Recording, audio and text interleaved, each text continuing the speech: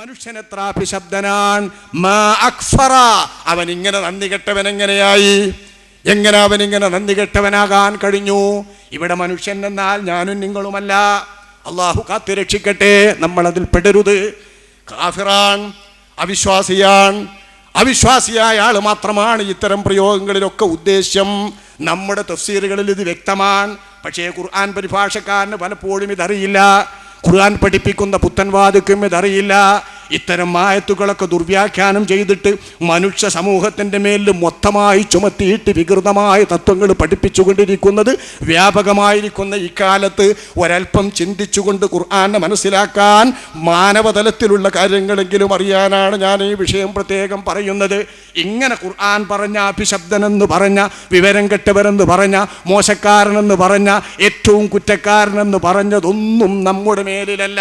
ഇതൊക്കെ കാഫിർ. ജലാലൈനി തഫ്സീർ വളരെ വ്യക്തമാണ്. ഇവിടെ ഒക്കെ കാഫിർ എന്ന് കാണും. അതാണ് ഇതിൻ്റെ ശരിയും. ഖുതിലൽ ഇൻസാൻ മാ അക്ഫറ. എന്താണ് ഇവനിങ്ങനെ നന്ദി കെട്ടത്?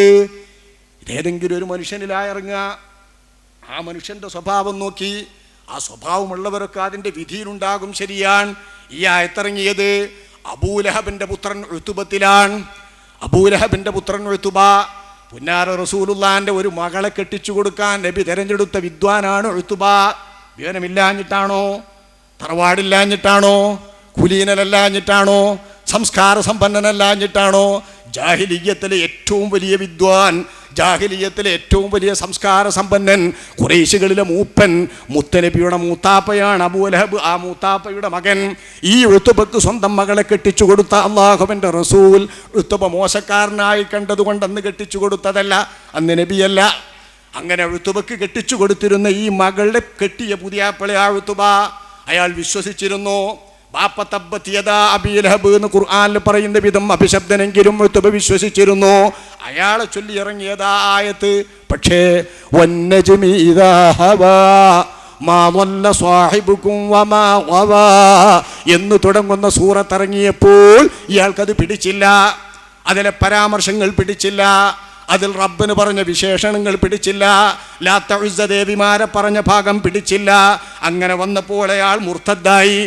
മുർത്തദ്ദായെന്നു മാത്രമല്ല, ആത്തിയന്ന മുഹമ്മദൻ ഫലഊദിയന്നഹു, ഞാൻ മുഹമ്മദിൻ്റെ അടുക്കൽ ചെന്നിട്ട് അവനെ ഞാൻ കഴിവതും ഉപദ്രവിക്കും എന്നും പറഞ്ഞിട്ട് സ്വന്തം പിതാവിൻ്റെ ചേരിയിലേക്ക് പോയിട്ട് മകളക്കാരൻ തീർക്കാൻ പറഞ്ഞിട്ട്, വിവാഹമോചനം നടത്താൻ പറഞ്ഞിട്ട് എന്നെ കുറ്റം പറഞ്ഞിട്ടുള്ള ഖുർആനാണോ മുഹമ്മദിൻ്റെ ഖുർആൻ?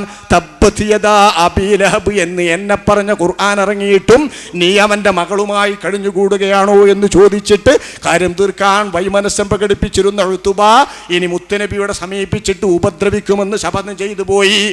എന്നിട്ട് നബിയോട് ചെന്നിട്ട് പറഞ്ഞു, വന്നജ്മി എന്ന സൂറത്തിൽ പറഞ്ഞ റബ്ബിനെ കൊണ്ട് ഞാൻ കാഫിറാണടോ, അല്ലതീ ധനാപതല്ല എന്ന റബ്ബ് ഞാൻ കാഫിറാണടോ എന്നും പറഞ്ഞ് നബിയുടെ മുഖത്ത് തുപ്പിയിട്ട് നബിയുടെ മകളെ വിവാഹമോചനം ചെയ്ത് തിരിച്ചു കൊടുത്തു.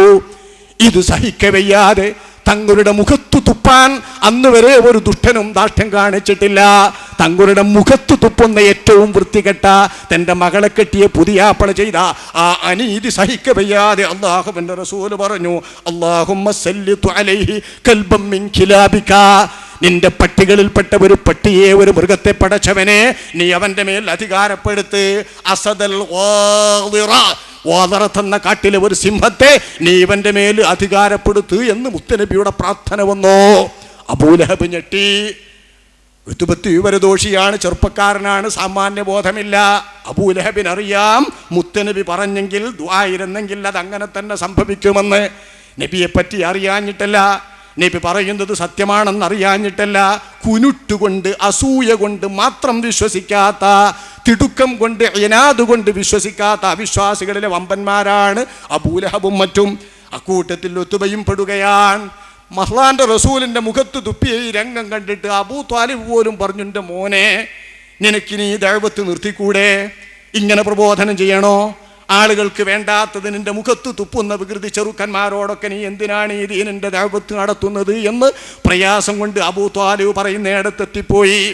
പക്ഷേ അള്ളാഹുവിൻ്റെ റസൂലിൻ്റെ പ്രാർത്ഥന പെട്ടെന്ന് തന്നെ ഫലിക്കുകയാണ്. തൊട്ടടുത്ത് തന്നെ അവിചാരിതമായി പോകുന്ന കച്ചവട സംഘത്തിൽ ഉത്ബത്തും പോയി, അബൂലഹബും പോയി.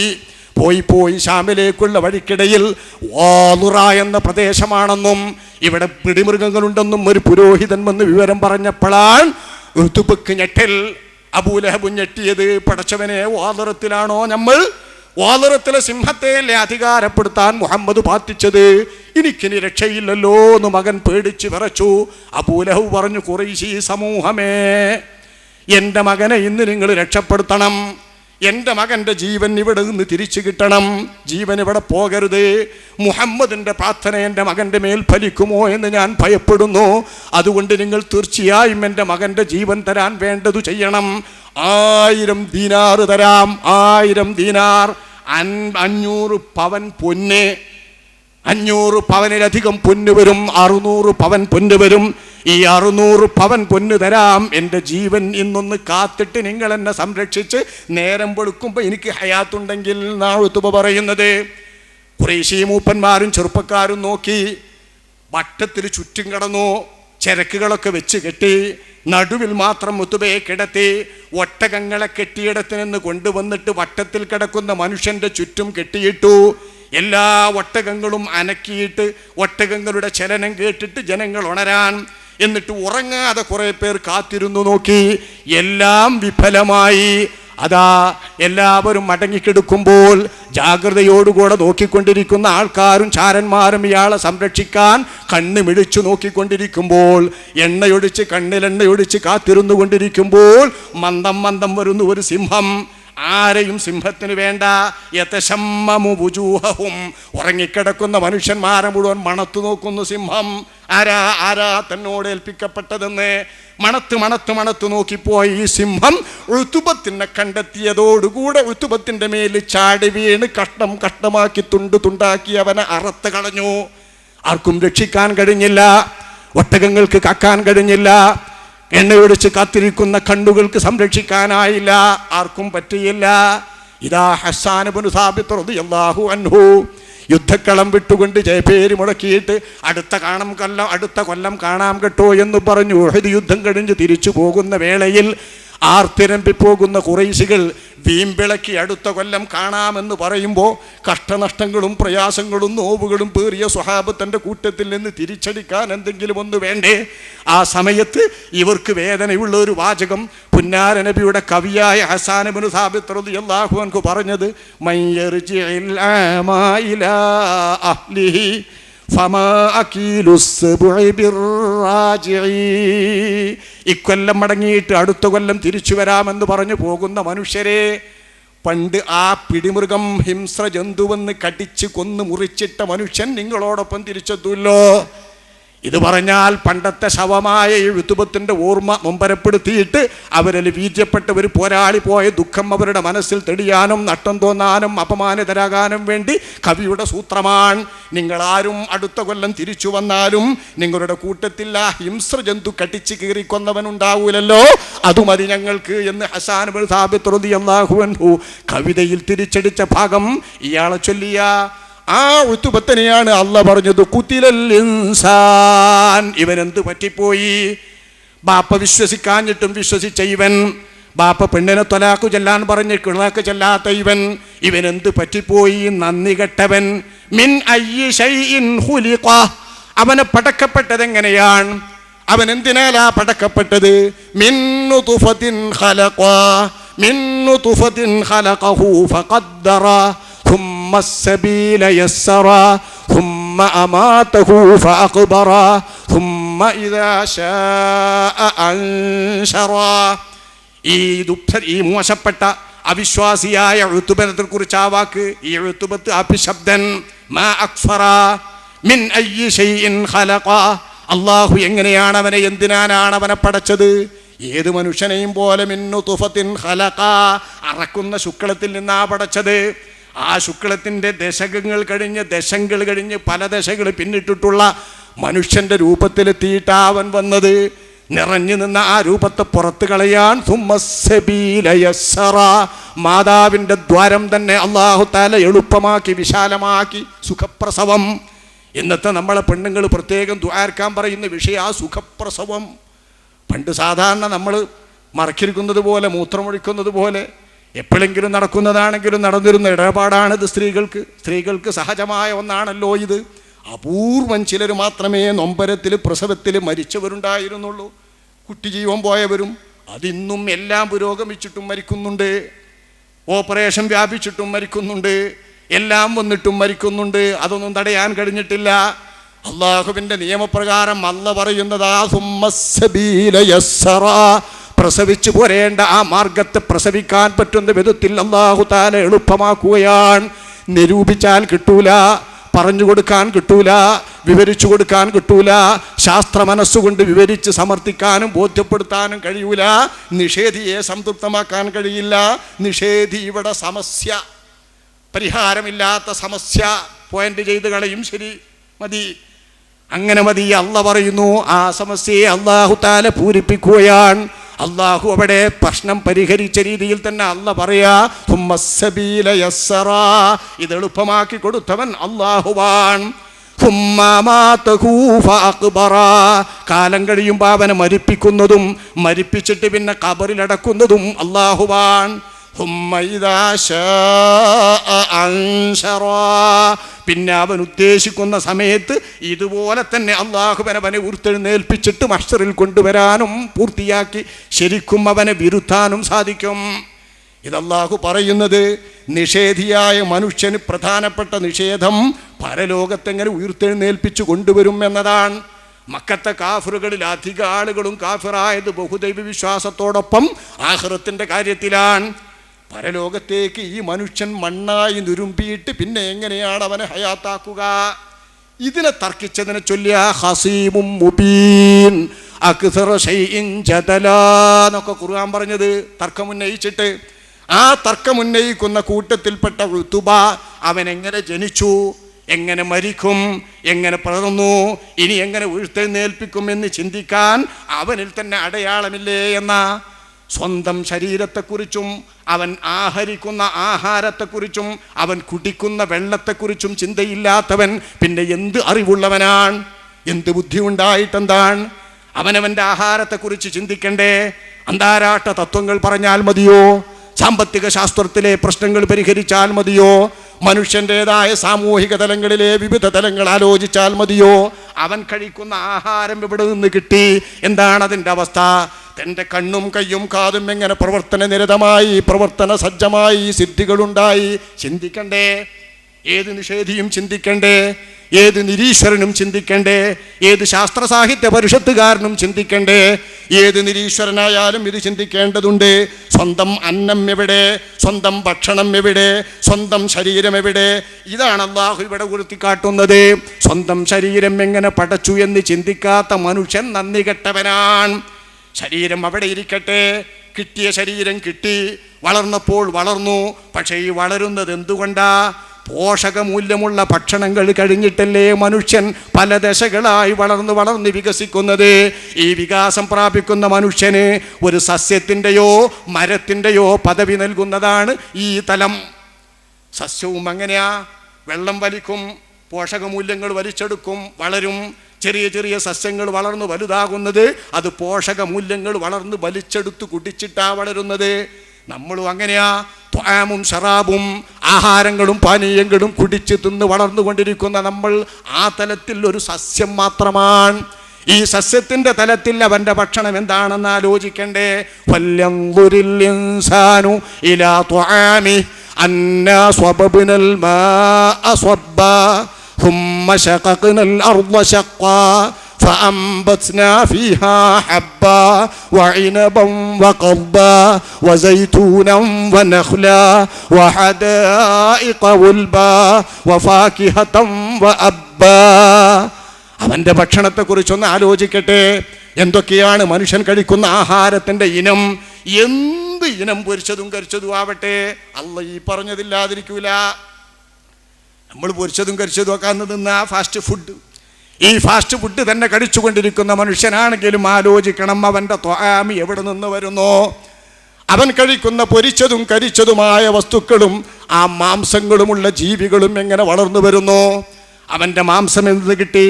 പാലെവിടെ നിന്ന് കിട്ടി, മറ്റേത് ധാന്യങ്ങൾ എവിടെ നിന്ന് കിട്ടി? അല്ലാഹു ചോദിക്കാം. മനുഷ്യൻ ആലോചിക്കട്ടെ, ചിന്തിക്കട്ടെ. ഇലാ ത്വആമി, സ്വന്തം ഭക്ഷണത്തിലേക്കൊന്ന് നോക്കട്ടെ.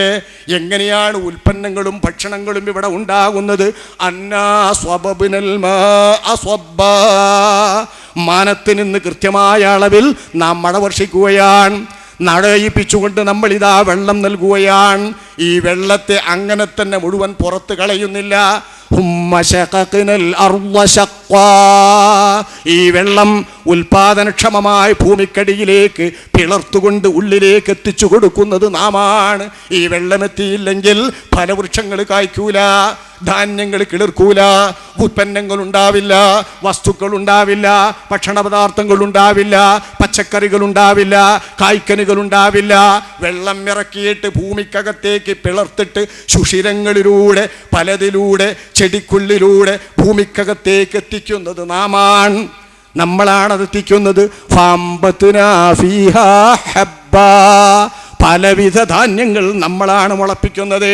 നമ്മൾ കഴിക്കുന്ന അരിയാവട്ടെ, മറ്റുള്ളവർ കഴിക്കുന്ന ഗോതമ്പാവട്ടെ, ചിലരൊക്കെ കഴിക്കുന്ന മുത്താറിയാവട്ടെ, വേറെ ചിലർ കഴിക്കുന്ന കമ്പമാകട്ടെ, മറ്റേതു തരത്തിലുള്ള ധാന്യങ്ങളാവട്ടെ, ഈ ധാന്യങ്ങളൊക്കെയും മുളപ്പിക്കുന്നത് വെള്ളം ഇറക്കി ഭൂമിക്ക്, ഉൽപാദനക്ഷമമായ ഭൂമിക്ക് ഇറക്കി പിളർത്ത് കൊടുത്തിട്ട് നാം ഇറക്കിയിട്ട് ആ ജലത്തിൻ്റെ അംശം കൊണ്ടാണ്. ഇങ്ങനെയാണ് നാം മുളപ്പിക്കുന്നത്.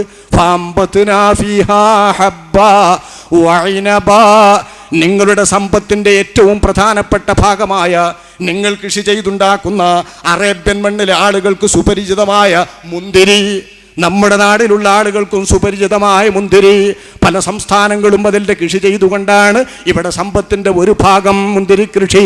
ആ മുന്തിരിയെ ഉണ്ടാക്കുന്നതും മുളപ്പിക്കുന്നതും നമ്മളാണ്. പച്ച സസ്യങ്ങളായി എന്തും, നിങ്ങൾ കടിച്ചു മുറിച്ച് കൊത്തി വലിച്ചു തിന്നുന്ന ഏതും, നിങ്ങൾ പച്ചയായി പൊടിച്ച് കീറിക്കളയുന്ന സാധനങ്ങൾക്ക് അറബികൾ ഉപയോഗിക്കുന്ന പേരാ കൽബ്. അതൊക്കെ എവിടുന്നാ? കാലിയേള മാതിരി ചോറുണ്ടെങ്കിൽ ആ ചോറിലേറെ കുറേ കച്ചറ കണ്ടിട്ടില്ലേ? നമ്മൾ നാട്ടിലേക്ക് എത്തിയിട്ടുണ്ട്. ഇറച്ചി തിന്നണമെങ്കിൽ കുറേ കച്ചറ, ചോറ് തിന്നണമെങ്കിൽ കുറേ കച്ചറ, ബിരിയാണി വേണമെങ്കിൽ കുറേ കച്ചറ. ഈ കച്ചറ സാധനങ്ങളില്ലേ, ഈ കച്ചറ സാധനങ്ങളാ കൽബ്. ഇത് അറബികളുടെ ജീവിതത്തിൽ നിന്ന് ഒഴിച്ചു നിൽക്കാൻ പറ്റൂല. മിക്കവാറും ഭക്ഷ്യവിഭവങ്ങളിലൊക്കെ കാണുന്ന ഈ ഭക്ഷ്യവസ്തുക്കളായ നിങ്ങൾ തിന്നുന്ന കച്ചറകളും പച്ച വസ്തുക്കളുമെല്ലാം നമ്മൾ ഉണ്ടാക്കുന്നത് ഈ വെള്ളം ഇറക്കി തിന്നിട്ടാ. വഇനബം വഖംബാ വസൈതൂനം വനഖ്ലാ, നമ്മുടെ വെളിച്ചെണ്ണ പോലെ, നാളികേരം പോലെ അവർക്ക് എണ്ണ വേണമെങ്കിൽ, അവർക്ക് മെഴുക്ക് വേണമെങ്കിൽ, നെയ്യിൻ്റെ ഭാഗം വേണമെങ്കിൽ, മറ്റു പലതും വേണമെങ്കിൽ വേണം. സൈത്തൂൻ, ഒലീവ്. ആ ഒലീവ് നിങ്ങൾക്ക് ഇളക്കി തരുന്നതും അതിൻ്റെ കായകൾ ഉണ്ടാക്കുന്നതും വെള്ളം നാം മുകളിൽ നിന്നിറക്കി ഭൂമിക്ക് നൽകിയിട്ടാണ്. വന്നഹ്ല, നിങ്ങളുടെ പ്രധാന സമ്പത്തായ മുസാഫിറാകുമ്പോൾ ഭക്ഷണം കെട്ടിക്കൊണ്ടുപോകുന്ന ആ ഭക്ഷ്യവിഭവമായ, എന്നൊന്നും നിൽക്കുന്ന ഭക്ഷണമായ, ഇന്നും നമുക്കൊരാൾക്ക് അത് തിന്നുകൊണ്ട് എത്രയും കാലം ജീവിക്കാൻ പറ്റുന്ന ആരോഗ്യം നൽകുന്ന കാരക്ക, ആ കാരക്ക നൽകുന്ന നഹലിലെ ഈന്തപ്പന, അതും മുളപ്പിക്കുന്നതും അതും കായ്പിക്കുന്നതും അതിൻ്റെ ഫലങ്ങൾ പൂത്തുലഞ്ഞ് നിൽക്കുന്നതും വെള്ളം നൽകിയിട്ടല്ലേ. പേരു പറയാൻ പറ്റാത്ത അനേകം നാടുകളിലുള്ള സമൂഹങ്ങളൊക്കെ തിന്നുന്ന പലവിധ വിഭവങ്ങളും വസ്തുക്കളും ഉൾക്കൊള്ളുന്ന തിങ്ങി നിറഞ്ഞ തോട്ടങ്ങൾ, ആ തോട്ടങ്ങളൊക്കെയും നമ്മൾ ഉണ്ടാക്കുന്നതും അതൊക്കെയും നമ്മൾ കിളർപ്പിക്കുന്നതും വളർത്തുന്നതും കായ്പിക്കുന്നതും വെള്ളം ഇറക്കി തന്നിട്ടല്ലേ. ഫ്രൂട്ട്സുകൾ, ഏതിനം ഫ്രൂട്ട്സുകളാവട്ടെ പഴവർഗ്ഗങ്ങളാവട്ടെ അതൊക്കെയും ഉണ്ടാക്കുന്നത് ഈ വെള്ളം നമ്മൾ ഇറക്കി തന്നിട്ടല്ലേ. അബ്ബും, ഇത് പക്ഷേ അറബികളിൽ പലർക്കും മനസ്സിലായില്ല. ഏറ്റവും വലിയ ഖുർആൻ പണ്ഡിതനായ അബൂബക്കർ സിദ്ദീഖ് റളിയല്ലാഹു അൻഹുവിന് ഇത് മനസ്സിലായില്ല. വലിയ ഖുർആൻ പണ്ഡിതനായ ഉമറുൽ ഫാറൂഖ് എന്നവർക്ക് ഇത് മനസ്സിലായില്ല. മഹാനായ സിദ്ദീഖ് എന്നവരോട് ചോദിച്ചു, എന്താണ് ഈ അബ്ബ്? അല്ലാഹു തുആമന്റെ കൂട്ടത്തിൽ പറഞ്ഞ അബ്ബ്, മൽ അബ്ബു, എന്താണ് ഈ അബ്ബ്? സിദ്ദീഖ് റളിയല്ലാഹു അൻഹു തങ്ങൾ പറഞ്ഞത്, അയ്യു സമാഇൻ തുദില്ലുനി വ അയ്യു അർളിൻ തുഖില്ലുനി ഇദാ ഖുൽതു ഫീ കിതാബില്ലാഹി മാ ലം യുരിദില്ലാഹ്. അല്ലാഹു ഉദ്ദേശിക്കാത്ത, അള്ളാഹു പഠിപ്പിക്കാത്ത ഒരർത്ഥം എൻ്റെ വകയായി ഞാൻ അള്ളാഹിൻ്റെ കിതാബിൽ പറഞ്ഞാൽ ഏതാകാശം എനിക്ക് നേടിൽ വിരിക്കും, ഏത് ഭൂമി എനിക്ക് വിധാനം നൽകും, എന്നെ പേറാൻ ഏത് ഭൂമിയാണ്, എനിക്ക് തണൽ വിരിക്കാൻ ഏത് ആകാശമാണ്, അള്ളാഹിൻ്റെ ആകാശത്തിൻ്റെ ചുവട്ടിൽ അള്ളാഹിൻ്റെ ഭൂമിയുടെ പരപ്പിൽ നിൽക്കാൻ എനിക്ക് അവകാശമില്ലാതാകും. അള്ളാഹിൻ്റെ കിതാബിൽ തിരിയാത്തത് പറഞ്ഞാൽ അബൂബക്കർ സിദ്ദീഖ് ഇത് വിവരിച്ചില്ല, തിരിയില്ലെന്ന് പറഞ്ഞൊഴിഞ്ഞു മാറി. മഹാനായ ഉമറുൽ ഫാറൂഖ് റളിയല്ലാഹു അൻഹു അനസ് റളിയല്ലാഹു അൻഹു നിവേദനം ചെയ്യുകയാണ്.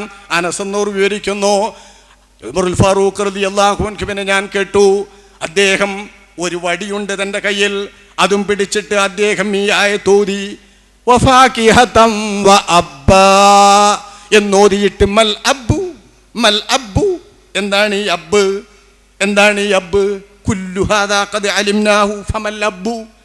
ഈ പറഞ്ഞതൊക്കെ നമുക്ക് തിരിഞ്ഞല്ലോ, ഭക്ഷണ പദാർത്ഥമായി ഇവിടെ എണ്ണിയതൊക്കെയും നമുക്ക് മനസ്സിലായി, അബ്ബെന്തെന്ന് മനസ്സിലായില്ലല്ലോ. മനസ്സിലായില്ലെന്ന് ബോധ്യം വന്നു, ഇത് തന്നെയാണ് അവിടുത്തെ അറിവ്. എന്നിട്ട് തൻ്റെ കയ്യിലുള്ള വടി പിടിച്ചിട്ട് മഹാൻ പറഞ്ഞു, ഹാദാ ലഅംറുല്ലാഹ് അത്തകല്ലുഫ്, ഇത് തിരിയണം, തിരിഞ്ഞേ പോകൂ എന്നും കരുതി പിടിച്ചു നിൽക്കുന്നത് ഇത് വേണ്ടാത്ത പ്രശ്നമുണ്ടാക്കലാണ്, സാഹസമാണ്. ഈ സാഹസത്തിന് നമ്മൾ മുതിരാൻ പാടില്ല, നിങ്ങൾ മുതിരാൻ പാടില്ല. വമാ അലൈക യബ്ന ഉമ്മി ഉമർ, ഉമറിന്റെ ഉമ്മ പെറ്റ ഉമറേ, നിനക്കെന്താ മോശം ഇത് തിരിഞ്ഞില്ലെങ്കിൽ? അബ്ബ് എന്ന് ഖുർആനിൽ അല്ലാഹു പറഞ്ഞു, തിരിഞ്ഞില്ലെങ്കിൽ നിനക്കെന്താ മോശം? അലിഫ് ലാം മീം എന്നത് നമുക്ക് ആർക്കും തിരിഞ്ഞില്ലല്ലോ. ഖാഫായൻ സ്വാദ് എന്നത് ഖുർആനിൽ ആർക്കും തിരിഞ്ഞില്ലല്ലോ. അലിഫ് ലാം മീം റാ എന്നത് പരിഭാഷക്കാരനും മനസ്സിലായില്ലല്ലോ. ഹമീം ഐൻ സീൻ ഖാഫ് എന്ന് ഖുർആനിലുണ്ടായിട്ട് ആർക്കും മനസ്സിലായില്ലല്ലോ. എങ്കിൽ അബ്ബും കിടക്കട്ടെ, ഇങ്ങനെ തിരിയാത്തത് വല്ലതുമുണ്ടെങ്കിൽ എന്താ ഉമറിന്റെ ഉമ്മാന്റെ മോനെ, അതായത് സ്വന്തം ശരീരത്തിലേക്ക് ചൂണ്ടിയിട്ട് ഉമറേ നിനക്ക് ഛേദം. ജനങ്ങളോട് പിന്നെ ഒരു ഉപദേശം, ഇത്തബിഉ മാ ബുയ്യിന ലക്കും മിൻ ഹാദൽ കിതാബ് വമാ ലാ ഫദഉ, അല്ലാഹു വിവരിച്ചത് മാത്രം പിടിച്ചോളൂ, അതിനപ്പുറം സംസാരിക്കരുത്. ഖുർആനിൽ നിങ്ങളുടെ ഇഷ്ടം പോലെ, തോന്യാസം പോലെ, ഭാഷ പോലെ ഡികണ്ടു നോക്കി, ഡിക്ഷണറി നോക്കി അർത്ഥം പറയരുതേ, എവിടെയെങ്കിലും നോക്കി അർത്ഥം പറയരുതെന്ന് പറഞ്ഞ് എല്ലാവരും ഒഴിഞ്ഞു മാറിയതാ അബ്ബ്. വിജ്ഞനായ പണ്ഡിതനായ പുത്തനബിയുടെ ദുആയും ആശീർവാദവും ലഭിച്ച ഇബ്നു അബ്ബാസ് റളിയല്ലാഹു അൻഹു അതാ ഇതിനെ വ്യാഖ്യാനിക്കുന്നു. അദ്ദേഹം പറയുന്നു, ഈ അബ്ബെന്നതിൻ്റെ അർത്ഥം കാലിത്തീറ്റയാണ്. നമ്മൾ ലാലു പ്രസാദിനെ കുടുക്കിയിട്ടുള്ള കാലിത്തീറ്റല്ലേ ആ കാലിത്തീറ്റ, ആ കാലിത്തീറ്റയായി വരുന്ന എല്ലാ തീറ്റ വസ്തുക്കളും അബ്ബാ. ബേക്കിലുള്ള പറയുന്നതെന്ന് മനസ്സിലാക്കാം, അതാഅല്ലകും വലി അൻആമികും, ഇവിടെ പറഞ്ഞ വിഭവങ്ങളൊക്കെ നിങ്ങൾക്കോ നിങ്ങളുടെ കാലികൾക്കോ തീറ്റയാണ്, വിഭവമാണ്. ഈ വിഭവങ്ങളൊക്കെയാണ് നിങ്ങളുടെ ത്വആമ്. ഈ ത്വആമിനെ പറ്റി ഒന്ന് ചിന്തിക്കട്ടെ, അതെങ്ങനെ ഉണ്ടായി എന്ന്. എങ്ങനെ ഉണ്ടായി എന്നത് ചിന്തയുടെ ഒരു വഴിയാണ്. ആ ചിന്ത ചിന്തിച്ചാൽ തന്നെ അള്ളാഹുവിൽ നിന്ന് വരുന്ന മഴ, അള്ളാഹുവിൻ്റെ ഭൂമിയിലെ ഉൽപാദനം, അള്ളാഹു ഘട്ടം ഘട്ടമായി ഉൽപ്പാദിപ്പിക്കുന്നത്. ചിലതൊക്കെ കിളർത്തു വന്ന് കൊയ്തെടുക്കാനാകുമ്പോൾ പതിരാകുന്നു, പിടിക്കാൻ കിട്ടാതാകുന്നു. ചിലതൊക്കെ വരുന്നതിന് മുൻപ് തന്നെ ചീഞ്ഞു നാറിപ്പോകുന്നു. ചിലതൊക്കെ മഹാളിയോ മറ്റേതെങ്കിലും രോഗങ്ങളോ കീടനാശികളോ ഏതെങ്കിലും വസ്തുക്കളോ ഏതെങ്കിലും കീടങ്ങളോ വന്ന് നശിപ്പിക്കുന്നു. ഇങ്ങനെയൊക്കെ സംഭവിക്കുന്നത് നിയന്ത്രകനായ, ഹക്കീമായ, ഖാദിറായ, സ്വന്തം ഇഷ്ടപ്രകാരം ചെയ്യുന്ന ഒരു സർവശക്തനായ അള്ളാഹുവിൻ്റെ കയ്യിതിൻ്റെ പിന്നിൽ കാണാൻ കഴിഞ്ഞില്ലെങ്കിൽ പിന്നെന്ത് അറിവാൻ, പിന്നെന്ത് ബുദ്ധിയാൻ, മറ്റെന്തെല്ലാം തത്വങ്ങളുണ്ടായിട്ടെന്താ കാര്യം? ഈ അറിവ് വേണ്ടേ കഴിക്കുന്ന ആഹാരത്തെക്കുറിച്ച് എന്ന് വിശുദ്ധ ഖുർആൻ. ഇത് തിരിയാത്ത കാഫിറായ അവിശ്വാസിയായ മനുഷ്യൻ്റെ മോശം തിരിയാൻ, അവൻ മനുഷ്യനല്ല എന്ന ഖുർആന്റെ പ്രയോഗം തിരിയാൻ, മനുഷ്യനാണെങ്കിൽ തന്നെ നന്ദി കെട്ട മനുഷ്യൻ, വിവരം കെട്ട മനുഷ്യൻ, തർക്കിക്കുന്ന മനുഷ്യൻ, മോശപ്പെട്ട മനുഷ്യൻ, കുനുട്ടൻ മനുഷ്യൻ, സ്വാർത്ഥിയായ മനുഷ്യൻ, ബഖീലായ മനുഷ്യൻ, മനുവായ മനുഷ്യൻ എന്ന് അള്ളാഹു പറയുന്ന ഭാഷ തിരിയാൻ ഈ തലം ആലോചിക്കണം. നമ്മൾ അള്ളാഹിനെ കുറിച്ചറിഞ്ഞ പാഠം അവൻ അറിയാൻ അവനും അള്ളാഹു ബുദ്ധി നൽകിയിട്ടുണ്ട്. അവൻ ബുദ്ധി ഉപയോഗിച്ചില്ല. ഉപയോഗിക്കാത്തത് വിവരക്കേടല്ലേ, ഉപയോഗിക്കാത്തത് നന്ദി കേടല്ലേ? ഇനി ത്വആമിന്റെ മറ്റൊരു വശം നോക്കൂ. അള്ളാഹുവിൻ്റെ ഹബീബായ നബി അതും ചിന്തിക്കുന്നുണ്ട്. ഇബ്നു അബീ ഖൈസമ റളിയല്ലാഹു അൻഹു നിവേദനം ചെയ്യുന്നു, ളഹാഖ് ഇബ്നു സുഫിയാൻ കിലാബി റളിയല്ലാഹു അൻഹുവിനെ തൊട്ട് ളഹാഖിനോട് നബി സല്ലല്ലാഹു അലൈഹി വസല്ലമ തങ്ങൾ ചോദിച്ചതായി അദ്ദേഹം പറയുന്നു, ഖാലലിൻ നബിയു, എന്നോട് നബി തങ്ങൾ ചോദിച്ചു, യാ ളഹാഖ് മാ ത്വആമുക, തട്ടിച്ച് കൊടുത്ത് വലിയൊരു കുട്ടപ്പനായി കാണുന്നുണ്ടല്ലോ. എന്താ നിങ്ങളെ ഭക്ഷണം വഹാക്ക്, എന്താ നിങ്ങൾ തിന്നല്? നമ്മളും ചോദിക്കുമല്ലോ, എന്താടോ തിന്നല്? ഒന്നായിട്ട് വന്നിട്ട് തടിച്ച് കൊടുത്തിട്ടൊരു വശം വന്നാ വഹാക്കണ്ട നബി ചോദിച്ചു തന്നെയാ, നിങ്ങളെന്താ തിന്നുന്നത്? വഹാക്കേമാ ത്വആമുക്. ഖുൽതു യാ റസൂലല്ലാഹ് അല്ലഹ്മു വല്ലബൻ, ഇറച്ചിയും പാലും.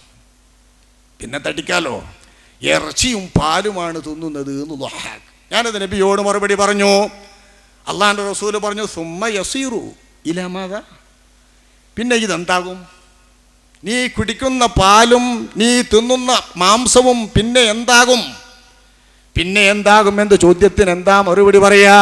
സംസ്കാരബോധമുള്ള ലഹാക്ക് പറഞ്ഞു, ഇലാമാക്കത് അലിം താ, തങ്ങൾക്കറിയുന്നത് തന്നെ തങ്ങൾക്കറിയുന്നതായിട്ട് മാറും. എത്ര പാല് കുടിച്ചാലും എന്താകും? എത്ര കോഴി തിന്നാലും എന്താകും? എത്ര ആട് തിന്നാലും എന്താകും? ഇന്ന് നല്ല തീറ്റയായിരുന്നു, ഇന്ന് നല്ല അടിയേനു, ഇന്ന് നല്ല ഹൊശേനു എന്നൊക്കെ പറയല്ലോ. ഈ ഏറ്റവും പിരിശപ്പെട്ട വില കൂടിയ വിഭവം തിന്നാലും പിന്നെ അതെന്താകും? നമുക്കും ചോദിക്കാം, പിന്നെ അതെന്താകും? നമ്മൾ ഈ തിന്നുന്നത് എന്താകും? കുടിക്കുന്നത് എന്താകും? കഴിക്കുന്നത് എന്താകും എന്ന് നബീദ പറയുന്നത്. പിന്നെ അതെന്താകും? തങ്ങൾക്കറിയുന്നത് തന്നെ. വഹാഖിന്റെ മറുപടി, അള്ളാഹുവിന്റെ റസൂൽ പറഞ്ഞു, എന്നാൽ ഫഇന്നല്ലാഹ ളറബ മാ യഖ്റുജു മിൻ ഇബ്നി ആദമ മസലൻ ലിദ്ദുനിയാ. അഹ്മദ് നിവേദനം ചെയ്ത ഹദീസ് ഇത് തന്നെയാണോ? പിന്നെ അതെന്താകും എന്ന് ചോദിച്ചപ്പോൾ പറഞ്ഞ എന്തിനാ, ഏത് വസ്തുവാവുക?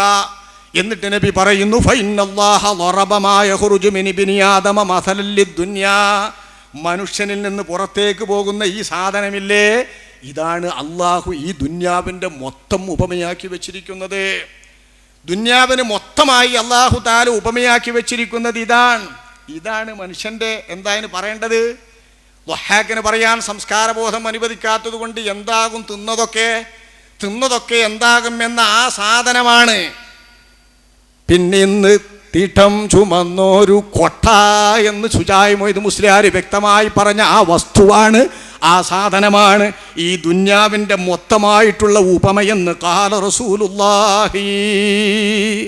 ഉബയ്യ് ഇബ്നു കഅബ് റളിയല്ലാഹു അൻഹു തങ്ങളും പറയുന്നു, ഇന്നമാ തുഅമു ബനി ആദമ ജുഇല മസലൻ ലിദ്ദുനിയാ. ദുന്യാവിൻ്റെ ഉപമ അല്ലാഹു തആല ആക്കിയിരിക്കുന്നത് മനുഷ്യൻ തിന്നുന്ന ആഹാരമാണ്. മനുഷ്യൻ്റെ ആഹാരം പോലെയാണ് ദുന്യാവ്. ഇതിന് രണ്ട് മുഖമുണ്ട്. കുറച്ച് നീണ്ടിരുന്നാൽ ഏത് ഭക്ഷ്യവിഭവങ്ങളും നാശപ്പെടും.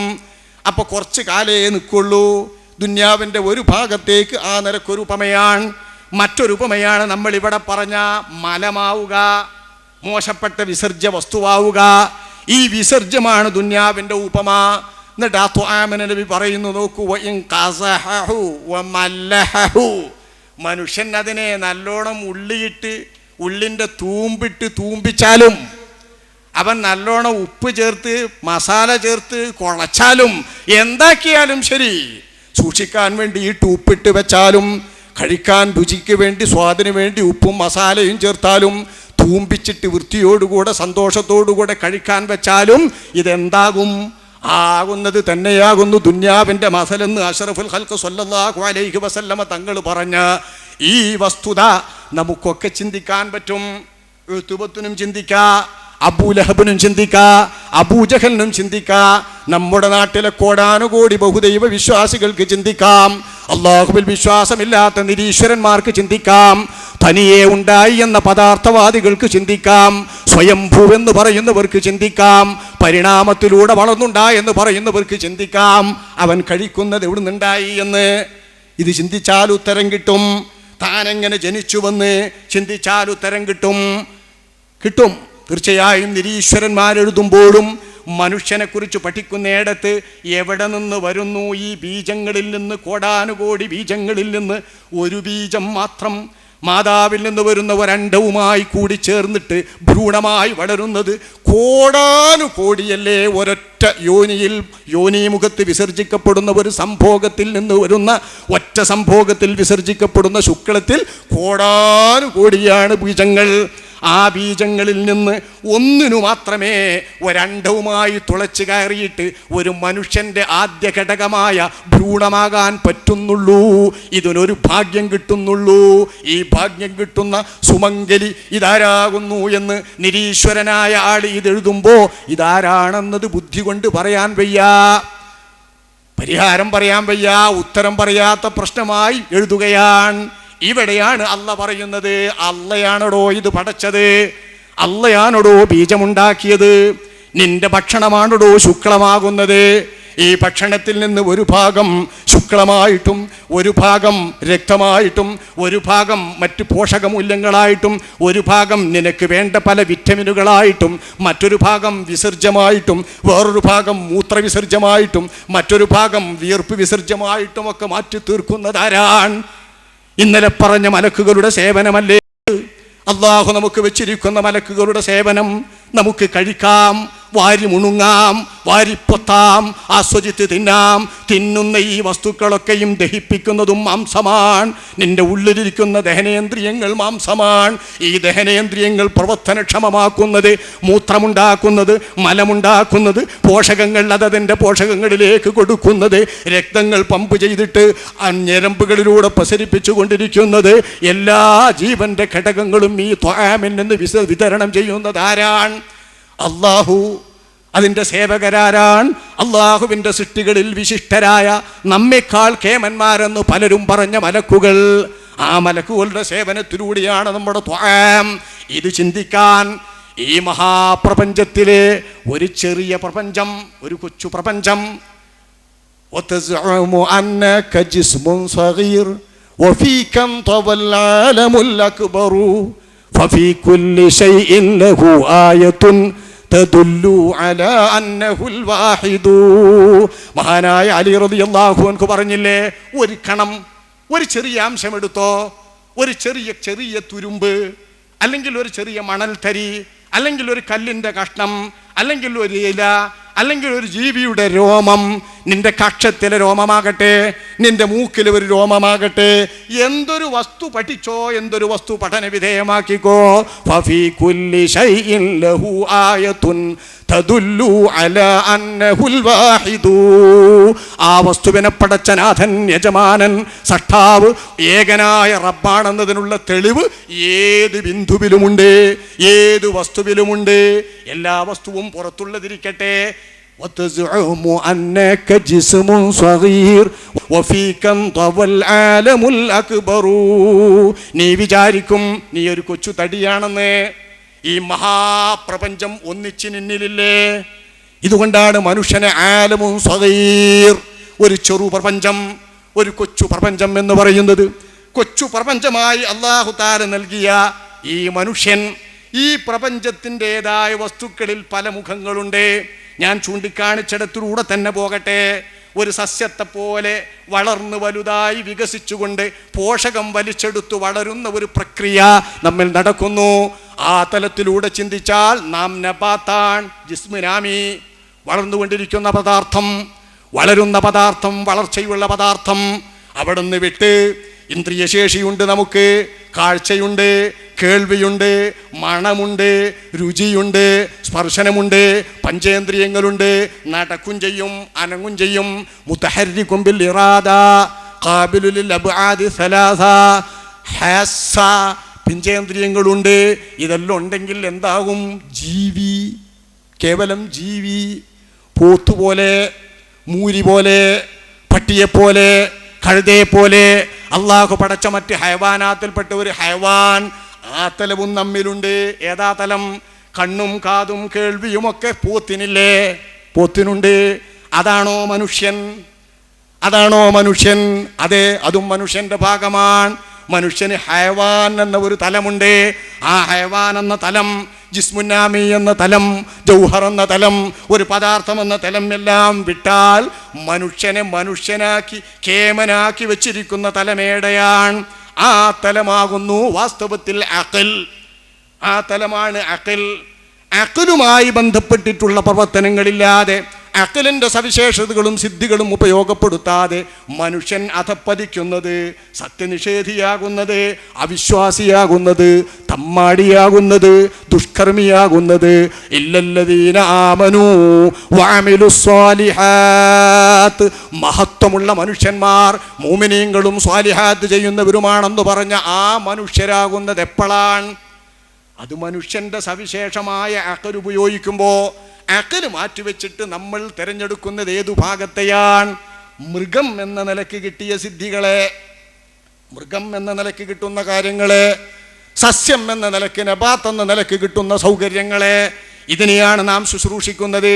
ഇരിക്കട്ടെ, മനുഷ്യൻ എന്തുകൊണ്ട് പിഴച്ചാലും ബുദ്ധി കൊണ്ടും അറിവ് കൊണ്ടും നന്നാകേണ്ട മനുഷ്യൻ എവിടെയാണ് ഉഴന്നു പോകുന്നത്, തെറ്റിപ്പോകുന്നത്? മനുഷ്യൻ്റെ ദുർബല വികാരങ്ങൾ കൊണ്ട്. എന്താ മനുഷ്യൻ്റെ വികാരം? 2 വികാരമായി നമുക്കുണ്ടാം. ഒന്ന് വലബ്, ക്രോധം, മറ്റൊന്ന് മോഹവും കാമവും. ലൈംഗികമായ മോഹമാകുമ്പോൾ അതിന് കാമം എന്ന് പറയും. അപ്പം ഇന്ത്യൻ സന്യാസിമാരും ഇന്ത്യയിലെ സന്യാസികളുടെ സമൂഹവും ശരീരത്തെ സ്മരിക്കേണ്ടവരുമൊക്കെ കാമം, ക്രോധം, മോഹം എന്നെണ്ണിയിട്ടുണ്ടെങ്കിൽ ശറയിൽ 2 മതി. വലബ് ശഹ്വ, വലബ് ശഹ്വ. ഈ ക്രോധവും മോഹവും കാമവും എന്ന മനുഷ്യൻ്റെ വികാരം അത് മൃഗീയമാണ്, മൃഗീയതയുടെ ഗുണങ്ങളാണ്. മൃഗത്തിൻ്റെ ഗുണങ്ങൾ, നമ്മളൊരു മൃഗമാണല്ലോ. കുല്ലു ഇൻസാനിൻ ഹയവാൻ, ഏതു മനുഷ്യനും മൃഗമാണ്, ജീവിയാണ്. ഏതു മനുഷ്യനും ജീവി എന്ന നിലക്ക് വേണ്ട ഒന്ന് മാത്രമാണ് നമ്മളെ വലബ്. ആ നിലക്ക് വേണ്ടത് മാത്രമാണ് ശഹ്വ. എന്തിന്? പദാർത്ഥ ലോകത്ത് ഒരു ജീവിയായി നിൽക്കണമെങ്കിൽ മക്കളുണ്ടാകണം. മക്കളുണ്ടാകണമെങ്കിൽ ഇവിടെ അള്ളാഹു നിശ്ചയിച്ചിരിക്കുന്നത് സംഭോഗത്തിലൂടെ വേണം സന്താനങ്ങൾ ഉണ്ടാകാൻ. സംഭോഗത്തിന് വേണം കാമം, ലൈംഗികമോഹം. ഈ ലൈംഗികമോഹം അതിന് വെച്ചതാണ്. ജീവിതം നിലനിൽക്കണം, തടി നിലനിൽക്കണം, ശ്വാസം നിലനിൽക്കണം, കയ്യും കാലും വേണം, രക്തം ഓടണം, നീര് വേണം, വാതപിത്ത കഫാദികളൊക്കെ വേണം. ഇതിനെന്ത് വേണം? ആഹാരം വേണം, ഭക്ഷണം വേണം. അതിനല്ലാഹു നൽകിയതാണ് മോഹം. ഭക്ഷണത്തോട് മോഹം, വിശപ്പ്, വെള്ളത്തോട് മോഹം, ദാഹം, ഇതൊക്കെ അല്ലാഹു തആല അതിന് നൽകിയതാണ്. ഇത് പോത്തിനുമുണ്ട്, മൂരിക്കുമുണ്ട്, കാളക്കുമുണ്ട്, പട്ടിക്കുമുണ്ട്, പുഴുവിനുമുണ്ട്, ഏത് സൂക്ഷ്മജീവിക്കുമുണ്ട്, എന്ത് ജീവികൾക്കുമുള്ളതാ ഇത്. ഇത് 2ലും കുടുങ്ങിയിട്ട് ഇതുമാത്രം ചിന്തിച്ചിട്ട് ഈ ക്രോധത്തിൻ്റെ അടിമകളായി, ശഹ്വത്തിൻ്റെ അടിമകളായി മനുഷ്യൻ മാറുമ്പോഴല്ലേ അഖല് ഉപയോഗശൂന്യമാകുന്നത്, അഖൽ ഒഴിവാക്കപ്പെടുന്നത്, ഹിക്മത്ത് നിഷേധിക്കപ്പെടുന്നത്. അപ്പം മാനവികതയുടെ പ്രത്യേകതയായ, മാനവികതയുടെ സവിശേഷതയായ മനുഷ്യൻ എന്ന നിലയ്ക്ക് ഇതര ജീവികളിൽ നിന്ന് മനുഷ്യനെ വേർതിരിച്ചു നിർത്തുന്ന അഖലിനെ മാറ്റി നിർത്തിയാൽ മനുഷ്യൻ മൃഗമല്ലേ?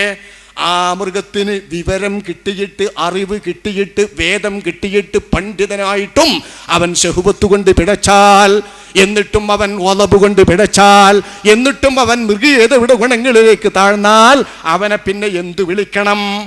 അതേ അല്ല വിളിച്ചിട്ടുള്ളൂ, ഗ്രന്ഥം ചുമക്കുന്ന കഴുത, ഗ്രന്ഥം ചുമക്കുന്ന കഴുത, പട്ടി. ഇതൊക്കെ ഖുർആൻ പറഞ്ഞത് മനുഷ്യൻ മൃഗമാകുന്നതാണ്. സാധാരണക്കാരെ വിളിച്ചിട്ടില്ല, പാവക്കളെ വിളിച്ചിട്ടില്ല, സാമാന്യ ജനങ്ങളെ വിളിച്ചിട്ടില്ല.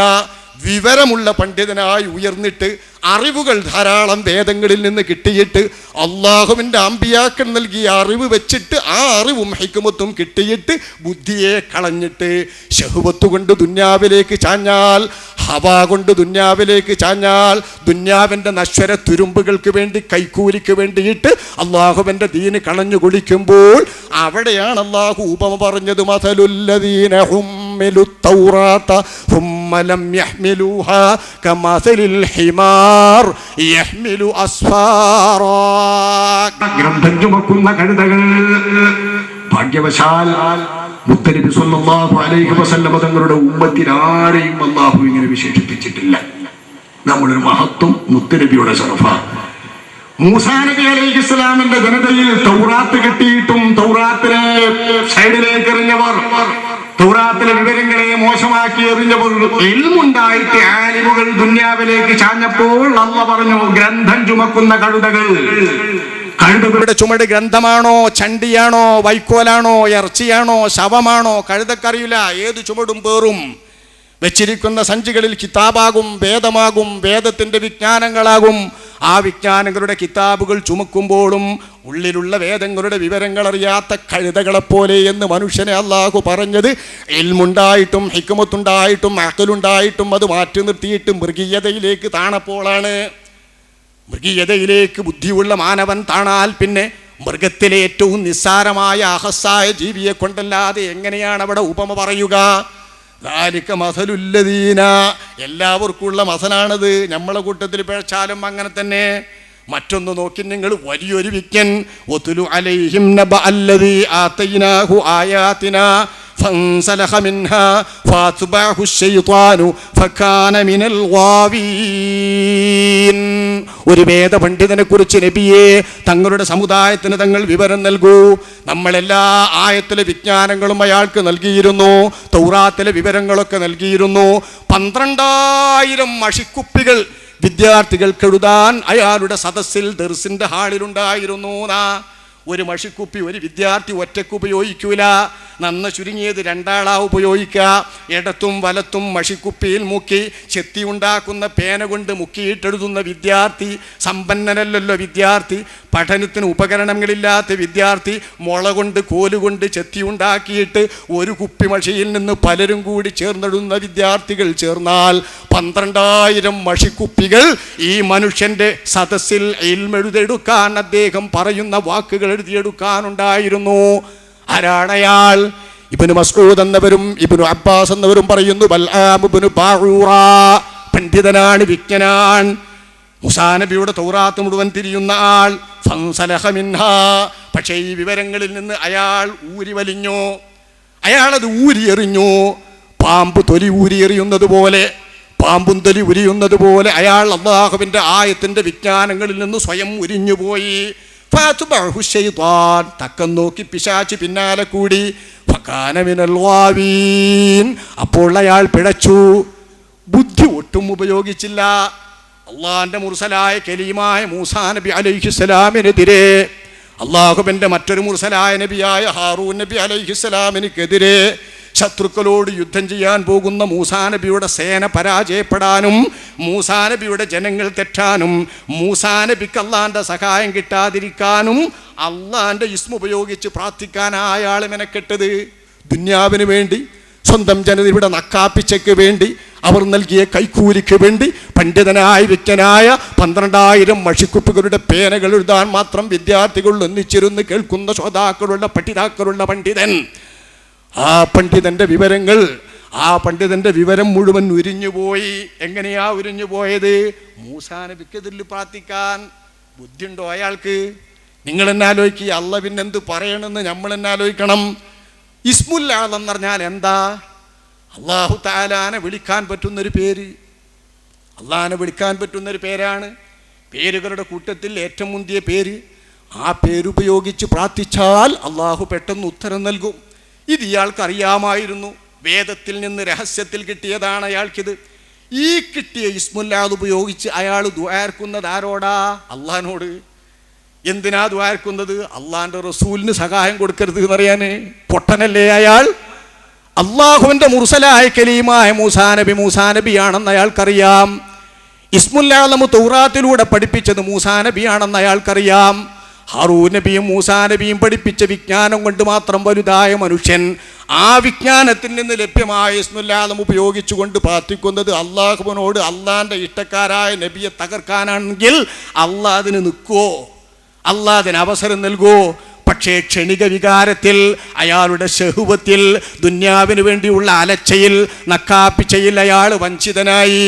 അപ്പോൾ പിശാച് തത്വം നോക്കി പിൻകൂടി. അല്ലാഹ് പറയുന്നു, നോക്കൂ, വലൗ ശിഅ്നാ ലറഫഅനാഹു ബിഹാ. കിട്ടിയ വേദവിജ്ഞാനം കൊണ്ട് നമ്മൾ എവിടെ എത്തിക്കുമായിരുന്നു അയാളെ? നമ്മൾ വേണമെങ്കിൽ അയാളെ എവിടേക്ക് ഉയർത്തുമായിരുന്നു. വലാകിന്നഹു അഖ്ലദ ഇലൽ അർള്.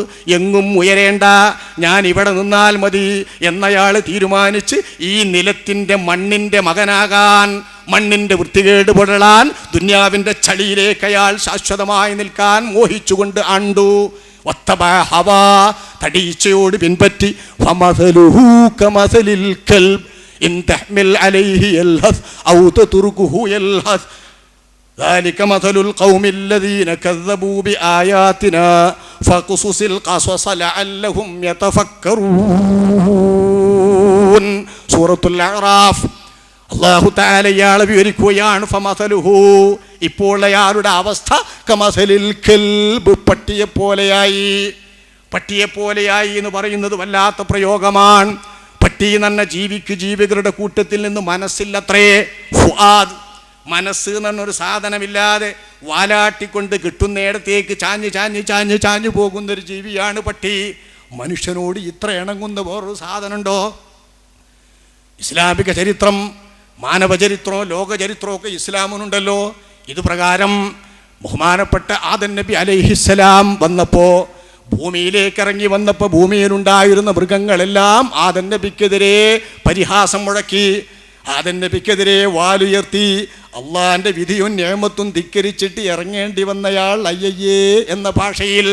അക്കൂട്ടത്തിൽ മൃഗങ്ങളൊക്കെ ആദം നബിക്കെതിരെ പ്രതിഷേധം വെച്ചപ്പോൾ ആദം നബിക്ക് അവ തളക്കാൻ വേണ്ടിയിട്ട് സ്വർഗത്തിലെ ആസുവൃക്ഷത്തിൻ്റെ ഒരു വടി നൽകിയത്രേ. ഇതാണ് പ്രസിദ്ധമായ മൂസാ നബിയുടെ വടി, പാമ്പാകുന്ന വടിയില്ലേ. ഇത് പരമ്പരാഗതമായി ശുഐബ് നബി അലൈഹിസ്സലാമിന് കിട്ടിയിട്ട് ശുഐബ് നബി തൻ്റെ മരുമകനായ മൂസാ നബിക്ക് സമ്മാനിച്ചതാ ഫിർഔന്റെ മുമ്പിലിട്ട ആ പാമ്പായ വടി. ആ വടി മഹാനായ ആദം നബി അലൈഹിസ്സലാം എല്ലാ മൃഗങ്ങളെയും ആ വടി കൊണ്ടാട്ടിയപ്പോൾ മൃഗങ്ങളൊക്കെ പോയി. പക്ഷേ പട്ടി തൻ്റെ അടുത്തേക്ക് വരുമ്പോൾ അള്ളാഹ് നിർദ്ദേശിച്ചത് കൈവെക്കാനാണ്, തലയിൽ കൈവച്ച് തലോടാൻ. അങ്ങനെ പട്ടിയെ ആദം നബി അലൈഹിസ്സലാം നായും പെടുട്ടോ. ഞാൻ തെക്കൻ ഭാഷയിൽ പറയാം പട്ടിയാണ്, നമ്മളവിടെ പട്ടി പെണ്ണും നായ ആണുമാണ്. തെക്കൻ ഭാഷയിൽ എല്ലാം പട്ടിയാണ്, ആ ഭാഷയിൽ ഉപയോഗിക്കുക. അവിടെ പട്ടി എന്ന് പറയുന്നതാണല്ലോ ചീത്തയ്ക്ക് ഏറ്റവും നല്ലത്. അപ്പം ആ പട്ടിയെ ആദം നബി അലൈഹിസ്സലാം തലയിൽ കൈവച്ചുകൊണ്ടാ തന്നെ മെരുക്കിയെടുത്തത്. തലയിൽ കൈവച്ചുകൊണ്ട് വടിയുടെ തുമ്പ് തട്ടിയപ്പോഴേക്കും അതിൻ്റെ ഫുആദ് മനസ്സ് പോയത്രേ. ആ മനസ്സ് പോയതോടെ ആദം നബിയുടെ തലോടൽ, ഇത് മനുഷ്യൻ്റെ കയ്യിൻ്റെ പ്രത്യേകത ഞാൻ തന്നെ പറഞ്ഞല്ലോ. തലോടിയാലും സൈഡാവും, തലോടിയാ വേദന പോകും, തലോടിയാ എൻ്റെ ആളാകും, അതിനൊക്കെ പറ്റും കയ്യ്. ആ പ്രത്യേകത പ്രകാരം ആദം നബി അലൈഹിസ്സലാം അത് സവിശേഷ കയ്യുമാണല്ലോ. ആ കൈ കൊണ്ട് തലോടിയപ്പോൾ പട്ടി മനുഷ്യനോടിണങ്ങി. ഇതുപോലെ ഇണങ്ങുന്ന വേറൊരു ജീവിയുണ്ടോ? പക്ഷേ ആ പട്ടിക്ക് മനസ്സില്ലാത്ത മൃഗത്തിൻ്റെ ഉപമയാണ്. മനസ്സിൻ്റെ അകത്ത് നിന്ന് ഈമാൻ പോയ, മനസ്സിൻ്റെ അകത്ത് നിന്ന് വിജ്ഞാനം പോയ, മനസ്സിൻ്റെ അകത്ത് നിന്ന് ഹിക്മത്ത് പോയ, മനസ്സിൻ്റെ അകത്ത് നിന്ന് ഇസ്മുൽ ആദം പോയ ഇയാൾക്ക് മൂസാ നബിക്ക് അനുകൂലമായി പ്രാർത്ഥിക്കാനല്ലാതെ കഴിഞ്ഞില്ല. നിങ്ങളെന്തായി പ്രാർത്ഥിക്കുന്നതെന്ന് ആളുകൾ ചോദിച്ചു. എനിക്കിതിനല്ലാതെ കഴിയുന്നില്ല. അയാളുടെ കുതിരക്ക് പോലും അന്തണ്ടായി. അയാൾ ചുമന്നു പോയിട്ട് ഇന്ന സ്ഥലത്ത് പോയി ദുആയിരക്കാൻ പോവുകയാണ് സൈന്യത്തിൻ്റെ ഭാഗത്തേക്ക്. കുതിര അയാളെ കൊണ്ടുപോയി തള്ളിട്ടിട്ട് പോകൂല എന്ന് പറഞ്ഞത്രേ. അപ്പോൾ അയാൾ അടിച്ചിട്ട് കുതിരയെ എണീപ്പിച്ചു. ഒന്നനങ്ങിയിട്ട് കുതിര വീണ്ടും ഇരുന്നു. വീണ്ടും വീണ്ടും കുതിര ഇരുന്നപ്പോൾ അടിച്ചിട്ട് എണീപ്പിച്ചപ്പോൾ കുതിര ചോദിച്ചു, എങ്ങോട്ടാ ഭാവം? മലക്കുകളെ കണ്ടില്ലേ? മലക്കുകൾ എന്നെ തടിയുന്നു, വഴിമുടക്കുന്നു, പോകാൻ വയ്യ എന്ന് പറഞ്ഞിട്ടും കുതിര വിലക്കിയിട്ടും മലക്കുകൾ ഇതാ കാണുന്നു എന്ന് കുതിര സംസാരിച്ചിട്ടും ആ കുതിരയുടെ ബുദ്ധിയില്ലാതെ ഈ പാവം ദുന്യാവിൻ്റെ വളരെ മോശപ്പെട്ട ശവത്തിന് വേണ്ടി, നക്കാപ്പിച്ചക്ക് വേണ്ടി, നാണയത്തുട്ടുകൾക്ക് വേണ്ടിയിട്ട് ആഹ്ലദയിലെല്ലാറും പിഴച്ചു. അപ്പോഴാ അള്ള പറഞ്ഞത് പട്ടിയെപ്പോലെ നാക്ക് വീണ് നെഞ്ചിലേക്ക് തൂങ്ങിയിട്ട് നീ ആട്ടിയാലും പിടിച്ചു കൂട്ടിയാലും എന്താക്കിയാലും വാല് താഴ്ത്തി തന്നെ കേല ഒലിപ്പിക്കുന്ന പട്ടിയിൽ ആ പട്ടിയെപ്പോലെ നാക്ക് തൂങ്ങിപ്പോയി ഇയാളെ എന്ന് ഖുർആൻ പറഞ്ഞു. ഇതും ആരെയാ? മാനവികമായ ബുദ്ധിയും പ്രത്യേകതയും അള്ളാഹു നൽകിയിട്ട്, അതിലെ ഹിക്മത്ത് നൽകിയിട്ട്, ഇൽമ് നൽകിയിട്ട് പിഴച്ചുപോയ, ശഹ്വത്തിൻ്റെ പേരിൽ പിഴച്ചുപോയ, ബത്നിൻ്റെ ശഹ്വത്തിൻ്റെ പേരിൽ പിഴച്ചുപോയ ആൾ, ദുന്യാവിൻ്റെ പേരിൽ പിഴച്ചുപോയ ആൾ, ഇങ്ങനെയുള്ളവരെയാണ് അല്ലാഹു സുബ്ഹാനഹു വ തആല പട്ടിയെന്നും ഗ്രന്ഥം ചുമക്കുന്ന കഴുതയെന്നും ഒക്കെ വിളിച്ചത്. അത് നമുക്കും ഉപമയാ. ദാലിക മസലുൽ ഖൗമില്ലദീന കദ്ദബൂ ബിആയാതിനാ. നമ്മുടെ ആയത്തുകൾ ഖുർആനിലേതാവട്ടെ, വേദങ്ങളിലെ വിവരങ്ങളാവട്ടെ, അത് കളവാക്കുന്ന ജനതക്കൊക്കെ ഇതുതന്നെയാണ് ഉപമ. ഈ ഉപമ അവർക്കൊക്കെ ചേരും. ഫഖ്സുസിൽ ഖസസ. അതുകൊണ്ട് നബിയെ ഈ ചരിത്രം ഉമ്മത്തിന് വിവരിച്ചു കൊടുക്കണം. ലഅല്ലഹും യതഫക്കറൂൻ. തങ്ങളുടെ ഉമ്മത്ത് ചിന്തിക്കട്ടെ, അറിവും വിവരവും ഈമാനും കിട്ടിയിട്ട് പിഴക്കുന്നതിൽ നിന്ന് കാക്കട്ടെ. റബ്ബനാ ലാ തുസിഗ് ഖുലൂബനാ ബഅദ ഇദ് ഹദൈതനാ. പ്രാർത്ഥിക്കാൻ നമ്മോട് കൽപ്പിച്ച ഇതാ പടച്ചോനെ, ഹിദായത്ത് കിട്ടിയിട്ട് നീ ഞങ്ങളെ പിഴപ്പിക്കരുതേ എന്ന്. ഇങ്ങനെ പിഴച്ചു പോകുന്ന ആർക്കുമുള്ളതാണ് ഈ നില. ഈ ശഹ്വത്തുൽ ബത്ന്, ശഹ്വത്തുൽ ഫർജ്, ഈ രണ്ടെണ്ണല്ലേ ദുന്യാവിന് വേണ്ടി തെറ്റിപ്പോകുന്നവരെ ഒക്കെ തെറ്റിപ്പിക്കുന്നത്. രാജേഷ് ആവട്ടെ, ഇതൊക്കെ പത്രം മാധ്യമങ്ങൾ വരുന്ന വെച്ചിട്ട് വായിക്കാൻ കേട്ടോ, കുറ്റക്കാരാണോ അല്ലോ ഒന്നും അറിയില്ല. ഇന്ന് കണ്ടില്ല ഇപ്പോൾ നിങ്ങൾ കോഴിക്കോട്ടെ ഏറ്റവും പ്രസിദ്ധമായ ജൊല്ല് തുറന്ന് ഓവുചാല് തുറന്നിട്ട് അഴുക്ക് ചാല് തുറന്നിട്ട് വാതിലുങ്ങൾക്ക് എത്തിയെന്നു എന്നാ പറഞ്ഞത്. മനുഷ്യനാണെന്നൊക്കെ ഓരോ ദിവസത്തിൽ കേൾക്കുന്നു. എന്തൊക്കെ എന്തിനാണിത്? ഇത് വാരിക്കൂട്ടി ഉണ്ടായാലൊക്കെ എന്താ? ഒന്നുകിൽ തിന്നുക അല്ലെങ്കിൽ ഭോഗിക്കുക. അതിൻ്റെ അപ്പുറമൊന്നുമില്ല. ബത്നിൻ്റെ ഷഹ്വ അല്ലെങ്കിൽ ഫർജിൻ്റെ ഷഹ്വ.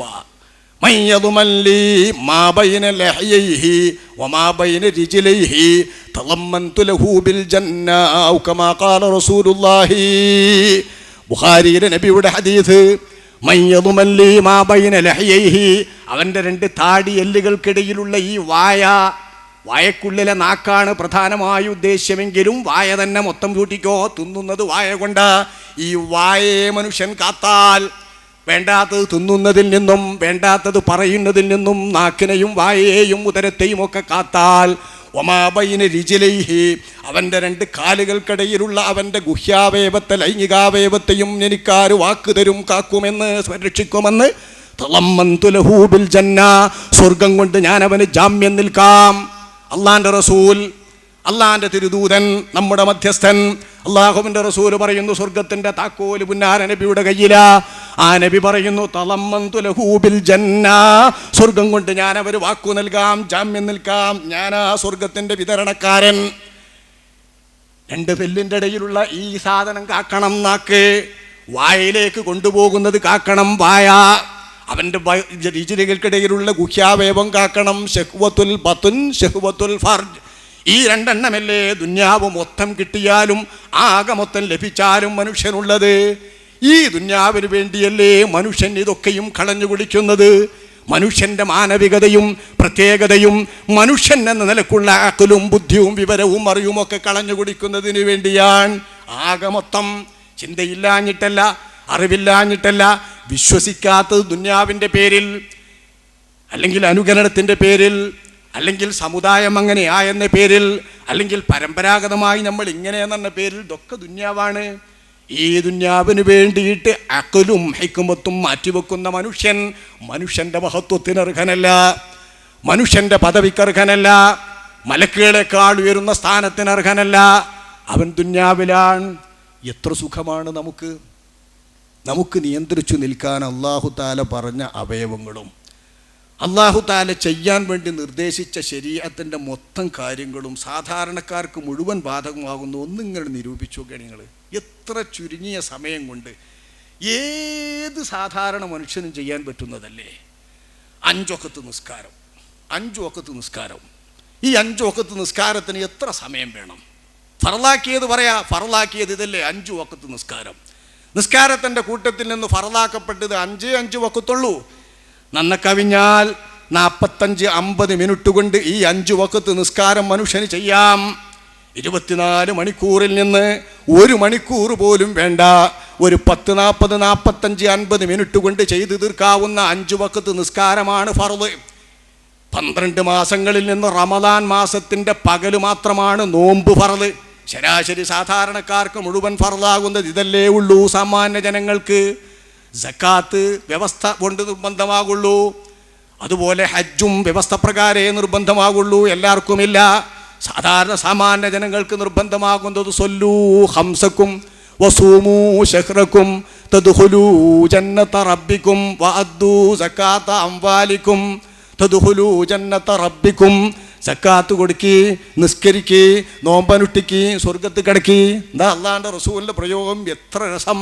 അഫ്ലഹയും സ്വതക്ക, 5 വഖത്ത് നിസ്കാരവും അതുപോലെ നോമ്പും ഇത്തരം ഫർള് മാത്രം ചെയ്യുമെന്നൊരാൾ സാക്ഷ്യം പിടിച്ച് ഒരാൾ അതിൻ്റെ അപ്പുറം ഏറ്റൂല ചുരുക്കൂല എന്നൊരു ഗ്രാമീണൻ പറഞ്ഞപ്പോൾ ആ ഗ്രാമീണൻ്റെ ഭാഷയിൽ അല്ലാണ്ട് റസൂല് പറഞ്ഞത് അഫ്ലഹയും സ്വതക്ക. അയാൾ പറഞ്ഞതുപോലെ പുലർത്തുമെങ്കിൽ അയാൾ വിജയിയാണ് ആഖിറത്തിൽ. എത്ര എളുപ്പമാണ്! ഇനി നിയന്ത്രിക്കാൻ പറഞ്ഞു എന്ന് ആലോചിക്ക്. തിന്നാനും കുടിക്കാനും അകത്താക്കാനും വയറ്റിലേക്ക് കൊണ്ടുപോകാനും കഴിയുന്ന വസ്തുക്കൾ ഇവിടെ എന്തൊക്കെയുണ്ട്? ആരോഗ്യത്തിന് കേടില്ലെന്ന് ബോധ്യപ്പെടുന്ന വിലക്കപ്പെടാത്ത എന്തും നമുക്ക് തിന്നാ. താളിൻ്റെ ഇല തിന്നാ, വാഴൻ്റെ ഇല തിന്നാ, പയറിൻ്റെ ഇല തിന്നാ, മത്തൻ്റെ ഇല തിന്നാ. നിങ്ങൾ കൃഷി ചെയ്തുണ്ടാക്കുന്നതും ഉപയോഗിക്കുന്നതും ഉപയോഗിച്ച് പരിചയമില്ലാത്തതും ഒക്കെ തിന്നാ. നിങ്ങൾ ചവിട്ടി വെച്ചരസാക്കുന്നത് മുഴുവൻ തിന്നാ. വേണമെങ്കിൽ തേക്കിൻ്റെ ഇലയും തിന്നാ. ഉപദ്രവകരമാണെന്നറിയാത്തിടത്തോളം വിലക്കപ്പെടാത്തത് എന്തും തിന്നാ. എന്തേ വിലക്കപ്പെട്ടതുള്ളൂ? പന്നിയിറച്ചി, ശവം, പോലുള്ള ചില വസ്തുക്കൾ മാത്രം, തീറ്റ വസ്തുക്കളിൽ നിന്ന്, മാംസങ്ങളിൽ നിന്ന്, കുടിക്കുന്നതിൽ നിന്ന്, മുസ്കിറാത്ത്, നമ്മുടെ ബുദ്ധി, മനുഷ്യൻ എന്ന നിലക്കുള്ള സവിശേഷതയായ ബുദ്ധി, മാനവൻ എന്ന നിലക്കുള്ള പ്രത്യേകതയായ ബുദ്ധി തകരാറാക്കുന്ന വസ്തുക്കൾ, മുഖദ്ദറാത്ത്, ഇത് പറ്റൂല. ആ വസ്തുക്കൾ ഉപയോഗിച്ചാൽ ഒഴിവാക്കിയാൽ മതി. ലൈംഗിക മോഹം എങ്ങനെയും തീർക്കാം. ഹലാലായി ഒരു പെണ്ണിനെ കൊണ്ട് പോരെങ്കിൽ രണ്ടാമതാവാം, മൂന്നാമതാവാം, നാലാമതാവാം, ഒരു വേള 4 പെണ്ണുങ്ങളാവാം. 4 മടുത്തോ, ഒന്നിനെ ത്വലാഖ് ചൊല്ലിയിട്ട് മറ്റൊന്നിനെ കെട്ടാ ഹറാമാന്നൊന്നും പറയാൻ പറ്റൂല. മനുഷ്യന്മാരുടെ ഇടയിൽ ചിലപ്പോൾ മോശയിക്കാരം, അത് വേറെ. പക്ഷേ 4 കല്യാണം കഴിച്ച ഒരു മനുഷ്യന് അവന് 4 കൊണ്ടും തീർന്നില്ല, അല്ലെങ്കിൽ 4 പഴകിയിട്ട് മടുപ്പായി. എന്നാൽ അവൻ ഇഷ്ടമുള്ള ഒരു പെണ്ണിനെ അവന് ഹറാമാകാത്ത രീതിയിൽ ത്വലാഖ് ചൊല്ലിയിട്ട് വേറെ പെണ്ണിനെ കെട്ടാ. 4 വേണമെങ്കിൽ ത്വലാഖ് ചൊല്ലിയിട്ട് 4 വേറെ കെട്ടാ. ലൈംഗികമായി മോഹം തീരാത്തവർക്ക് ഇതൊക്കെ പോരെ സൗകര്യം, ഇതൊക്കെ പോരെ വിശാലത. കഷ്ടപ്പെട്ട ഒരു നിയമവുമില്ല, കടുപ്പമായ ഒരു നിയമവുമില്ല. മുൻഗാമികളുടെ ശരീഅത്തിലുണ്ടായിരുന്ന ഒരു കുടുക്കുമില്ല. എല്ലാ കുടുക്കും ഞങ്ങളെ തൊട്ട് നീക്കണേ എന്ന് പ്രാർത്ഥിച്ചിട്ട് മനുഷ്യൻ അല്ലാഹു നൽകിയത്. എൻ്റെ പ്രിയപ്പെട്ട സഹോദരന്മാരെ, സഹോദരിമാരെ, ചെറുപ്പക്കാരെ, ചെറുപ്പക്കാരികളെ, ആലോചിക്കേണ്ടേ നാം. എങ്ങനെയുമാകാം, ഗുദദ്വാരത്തിലൂടെ, മലദ്വാരത്തിലൂടെയുള്ള സംഭോഗം മാത്രമാണ് സ്വന്തം ഭാര്യയിൽ നിന്ന് വിലക്കപ്പെട്ടിട്ടുള്ളൂ. മറ്റെന്ത് ലൈംഗിക സുഖങ്ങളും ആവാം, അവനവൻ്റെ ഇഷ്ടം പോലെയാവാം, ഏത് മോഡലുമാവാം. ഗുദദ്വാരത്തിലൂടെ, മലദ്വാരത്തിലൂടെ അത് മനുഷ്യന് ചേർച്ചയില്ല. അല്ലെങ്കിലും അതുകൊണ്ട് പല അപകടങ്ങളും വരും. അതുമാത്രം വിലക്കിയിട്ട് ബാക്കി എന്തു സുഖത്തിനും നിനക്ക് 4 പെണ്ണ് കല്യാണം കഴിക്കാമെന്ന് ശറഅ് തന്നിട്ട് പിന്നെ മറ്റുള്ളതിന് വേണ്ടിയിട്ട് ഫർജിൻ്റെ ശഹ്വത്ത് വിട്ടാൻ മാർഗം തേടുന്നെങ്കിൽ നമ്മൾ അക്രമകളല്ലേ, അതിക്രമകാരികളല്ലേ, ചിന്താശൂന്യരല്ലേ, വിവേകമില്ലാത്തവരല്ലേ, അഖ്ൽ ഒഴിവാക്കിയിട്ടല്ലേ നമ്മൾ മൃഗീയതയിലേക്ക് താഴുന്നത്. ഇവിടെ ക്രോധവും ദേഷ്യവും അള്ളാഹുവിന് വേണ്ടിയാകാം, ദീനിനു വേണ്ടിയാകാം, മതത്തിന് വേണ്ടിയാകാം, ശരീഅത്തിന് വേണ്ടിയാകാം, വിശ്വാസത്തിന് വേണ്ടിയാകാം. വ്യക്തി താല്പര്യത്തിനാകരുത്, അന്യനെ നിന്ദിക്കാനാവരുത്, അന്യനെ പരദൂഷണം പറയാനാവരുത്, അന്യനെ പുച്ഛിക്കാനാവരുത്, അന്യൻ എന്നെക്കാൾ താണവും കുറഞ്ഞവനാണെന്ന് വരുത്താനാകരുത്. ഇതല്ലേ വിലക്കപ്പെട്ടിട്ടുള്ളൂ. നമ്മുടെ വികാരങ്ങളെ ആ വികാരങ്ങളുടെ പാട്ടിന് വിട്ട് ശരിക്കും ഒരു മനുഷ്യനായി ജീവിക്കാൻ വേണ്ട ലളിതമായ നിയമങ്ങൾ. അദ്ദീനു യുസ്ർ, എത്ര ലളിതമാണ് ദീൻ. ബുഇസ്തു ബിൽ ഹനീഫിയത്തി സംഹ, ലളിതമായ ഋജുവായ ദീൻ.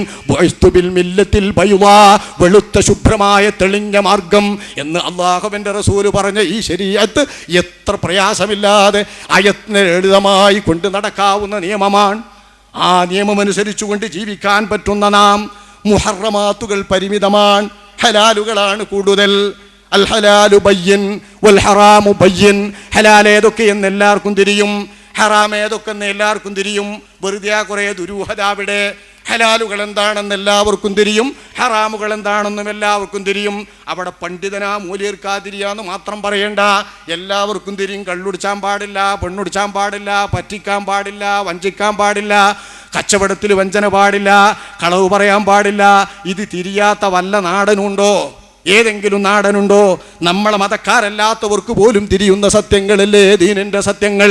വിലക്കപ്പെട്ടവ എല്ലാവർക്കും തിരിയുന്നതാണ്, ഹലാലും എല്ലാവർക്കും തിരിയുന്നതാണ്.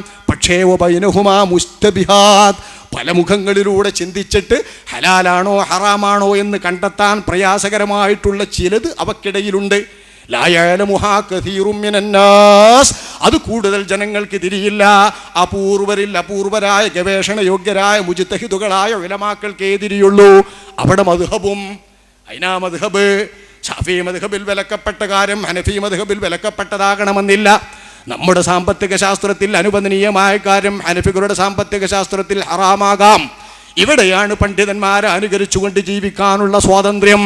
4 മദ്ഹബനുസരിച്ചും ജീവിക്കാം. ഇത് 4 പേടില്ലെന്നോ 4 തെറ്റിയെന്നോ പറയുന്നവനാ മണ്ടൻ. അവന് വിശ്വാസം പോയി. സമൂഹത്തിലെ പണ്ഡിതന്മാരെയും സമൂഹത്തിലെ വിവരസ്ഥന്മാരെയൊന്നും തിരിയാതായി പോയവന് അള്ള പറഞ്ഞതാ ഭൂരിപക്ഷത്തിന് തിരിയാതെ മുജ്തഹിദുകൾക്ക് തിരിയുന്ന കാര്യത്തിൽ നിങ്ങൾക്ക് മുജ്തഹിദിനെ അനുകരിക്കാം, അല്ലാത്തതെല്ലാവർക്കും തിരിയും. അങ്ങനെ തിരിയുന്ന ഹലാലും ഹറാമും കൊണ്ടു നടക്കാൻ നമുക്ക് പറ്റുന്നില്ലെങ്കിൽ ആയുസ്സിൽ കുറഞ്ഞ സമയം മാത്രം, വളരെ കുറഞ്ഞ സമയം ചെലവഴിക്കേണ്ടത്. എൻ്റെയും നിങ്ങളുടെയും ആയുസ് വെച്ചുകൂട്ട്. ചിന്താശകലങ്ങളിൽ ഏറ്റവും പ്രസിദ്ധമായ തത്വങ്ങൾ പകർന്നു തന്ന വിദ്വാനും സർവകലാവല്ലഭനുമായ അലി റളിയല്ലാഹു അൻഹു മനുഷ്യന്റെ ആയുസ്സിനെ വിഹിതം വെച്ച ഒരു ചെറിയ പദ്യം ചൊല്ല. ഇദാ ആശൽ ഫതാ സിത്തീന ആമ ഫനിസ്ഫുൽ ഉംരി തംഹഖുൽ ലയാലി. അലിയാരുടെ ദീവാൻ, മഹാനുടെ ദീവാനിലുള്ള ചിന്താശകലങ്ങളുടെ കൂട്ടത്തിൽപ്പെട്ട ഒരു കവിതയാണ്. 60 വയസ്സൊരാൾ മനസ്സ് ജീവിക്കുമ്പോൾ ഈ 60 വയസ്സ് ജീവിക്കുന്ന മനുഷ്യന് ഫനിസ്ഫുൽ ഉംരി തംഹഖുൽ ലയാലി, പകുതി ഭാഗം രാത്രിയായി പോയില്ലേ, കിടന്നുറങ്ങിക്കഴിഞ്ഞില്ലേ. 60 വയസ്സ് ജീവിക്കുന്ന ഒരു വയസ്സൻ 60-70 ഈ ഉമ്മത്തിൻ്റെ പ്രായം. 60 വയസ്സ് ജീവിച്ച ആൾക്ക് പകുതി രാത്രിയായി കിടന്നുറങ്ങിപ്പോയില്ലേ. കിടന്നുറങ്ങാത്ത സമയം പിന്നെ പകല് 30 കൊല്ലേ കിട്ടുള്ളൂ. ആ 30 കൊല്ലത്തിൽ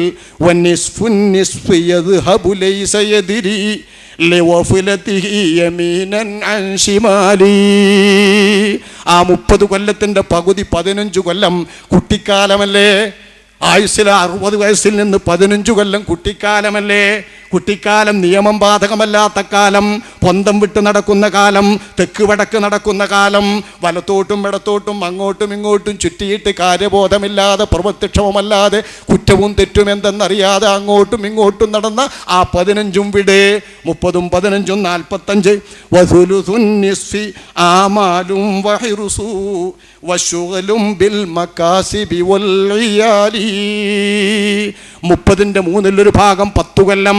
ആ 30ഉം 15ഉം 45ഉം കഴിഞ്ഞാൽ ഒരു 10 കൊല്ലാണ് വാസ്തവത്തിൽ മനുഷ്യൻ അധ്വാനിക്കാൻ. പകല് കൂട്ടിയാൽ അത് രാത്രിയും കൂടി കൂട്ടിയാൽ 20 ആകും. 20 കൊല്ലത്തിലപ്പുറം ഒരു മനുഷ്യൻ അധ്വാനിക്കുമോ? അത്രന്നല്ലേ അധ്വാനിക്കുന്നുള്ളൂ മനുഷ്യൻ. 10-15 വയസ്സ് വരെ കുട്ടിയാ, ബാലവേല പറ്റൂല. കുട്ടികളെ കൊണ്ട് പണിയെടുപ്പിച്ചത് കുറ്റകരാ. ഇന്ത്യൻ ശിക്ഷാ നിയമത്തിൽ പോലും കുറ്റകരമാണ്.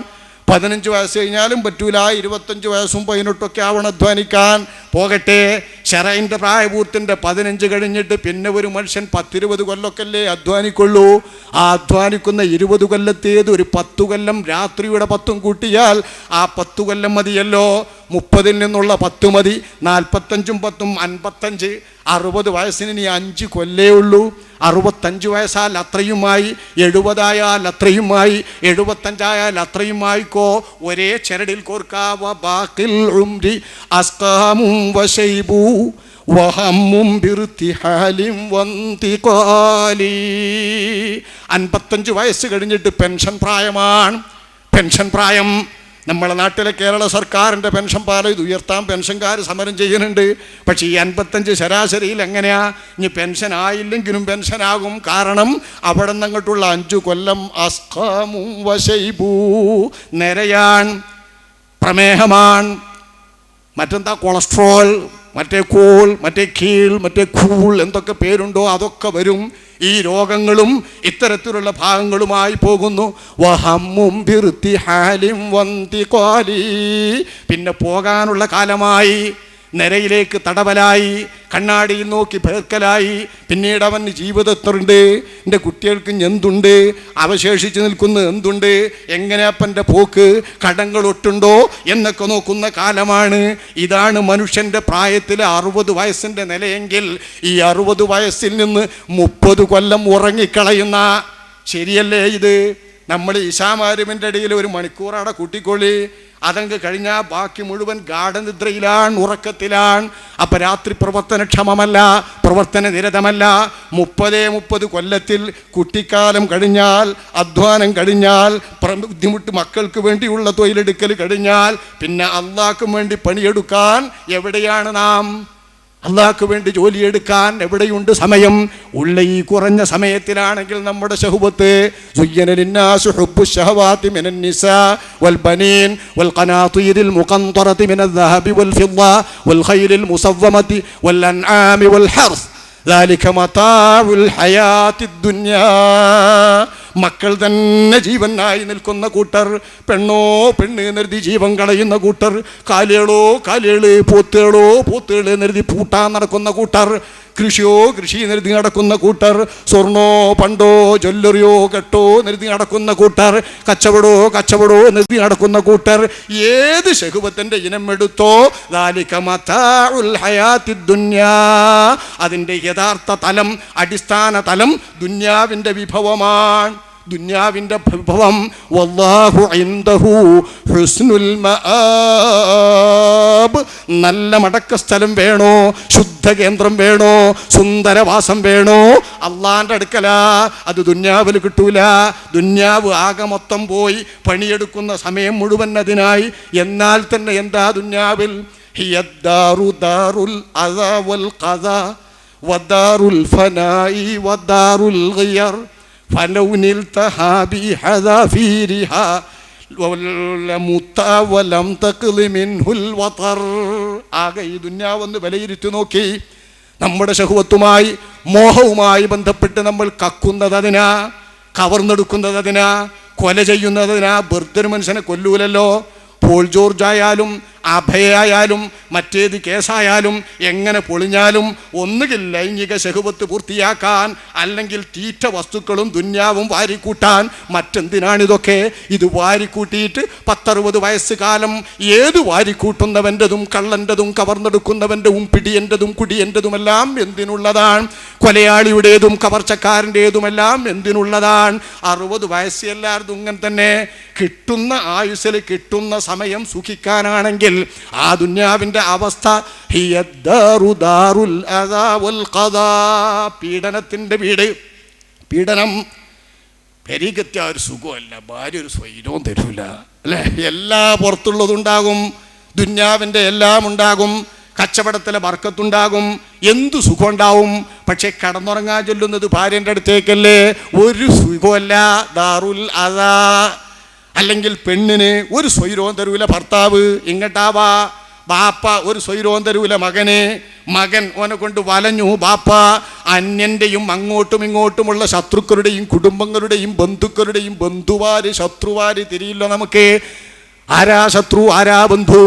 ആഖിറത്തിന് ഭഗ്നം വരുത്തുന്ന ആരാ? അതാ ശത്രുവെങ്കിൽ സ്വന്തം ബാപ്പ ശത്രുവാൻ, സ്വന്തം ഭാര്യ ശത്രുവാൻ, സ്വന്തം മകൻ ശത്രുവാൻ. ദുന്യാവിൽ നിങ്ങളുടെ മക്കളിൽ ഫിത്തനയുണ്ട്, നിങ്ങളുടെ ഔലാദിലും ശത്രുക്കളുണ്ട്. ഖുർആൻ പറയുന്നുണ്ട് ഈ ശത്രുക്കൾ നമ്മുടെ വീട്ടിൽ കാണും. അല്ലെങ്കിൽ അയൽവാസികളുടെ ഉപദ്രവം, അല്ലെങ്കിൽ സുഹൃത്തുക്കളുടെ ഉപദ്രവം, എന്നും പീഡനം. ചിലർ ലൈംഗിക പീഡനം, ചിലത് മറ്റേ പീഡനം. പീഡനം പീഡനം എന്ന വാക്ക് ഇപ്പോൾ പ്രസിദ്ധമാണല്ലോ. അതാണ് കവിയും പറയുന്നത്, ഇത് പീഡനത്തിൻ്റെ വീടാണ്. വൽ ഖദാ, കുടിക്കുന്നതൊക്കെ കലർപ്പ്, മായം, എല്ലാറ്റിലും കുറുമ്പ്. കണ്ണിൽ കരടായാലും, കുടിക്കുന്ന വെള്ളത്തിലായാലും, ഭക്ഷണത്തിലായാലും, പഞ്ചസാരയിലായാലും, അരിയിലായാലും എല്ലാറ്റിലും കലർപ്പിൻ്റെ ലോകം. വ്യക്തമായി ശുഭ്രമായി ശുദ്ധമായി എന്ത് കിട്ടും? കിട്ടൂല. എല്ലാം കിട്ടിയാൽ തന്നെ വദാറുൽ ഫനായി വദാറുൽ ഗിയർ. കിട്ടുന്നത് ഒരു സുപ്രഭാതത്തിൽ ഒരു ദുർപ്രഭാതത്തിൽ നശിച്ചു പോകില്ലേ? നാശത്തിൻ്റെ വീട്. കാലമുസീബത്തുകൾ മാറി മാറി പല പനികളായി, പല തലവേദനകളായി, പല ദുരിതങ്ങളായി, പല നഷ്ടങ്ങളായി, പല ഫിതനകളായി വന്നുകൊണ്ടിരിക്കുന്ന വീട്. ഫലൗനിൽ തഹാബി ഹദാഫീരിഹാ ലമുതാ വലം തഖ്ലി മിൻഹുൽ വതർ. എല്ലാം കിട്ടിയെന്ന് സങ്കല്പിച്ചോ. കച്ചവടത്തിലും ദുന്യാവിലും ജീവിതത്തിന് നിഅമത്ത്, കുടുംബത്തിലാണെങ്കിൽ സുഖം, സ്വത്തുക്കളും ഇഷ്ടക്കാരാണെങ്കിൽ ഇഷ്ടം പോലെ, ആരും ശത്രുക്കളില്ല, അസൂയക്കാരില്ല, അപൂർവരില്ല. അപൂർവർക്ക് സൗഭാഗ്യമായി കിട്ടും. വിദേശത്ത് പോകേണ്ട, സ്വന്തം നാട്ടിൽ തന്നെ വീട്, സ്വന്തം നാട്ടിൽ തന്നെ സുഖം, സ്വന്തം നാട്ടിൽ തന്നെ ഉറ്റവരും ഉടയവരും ഒക്കെ ഇഷ്ടക്കാർ. ആ വിധത്തിൽ മുഴുവൻ തന്നെ കിട്ടിയാലും ലമുത്താ വലം തഖ്ലി മിൻഹുൽ വതർ. തികയാതെയല്ലേ മരിക്കുന്നു. തികഞ്ഞു മരിക്കുന്നവരാരെങ്കിലും ഉണ്ടോ? ഒരു മനുഷ്യനിൽ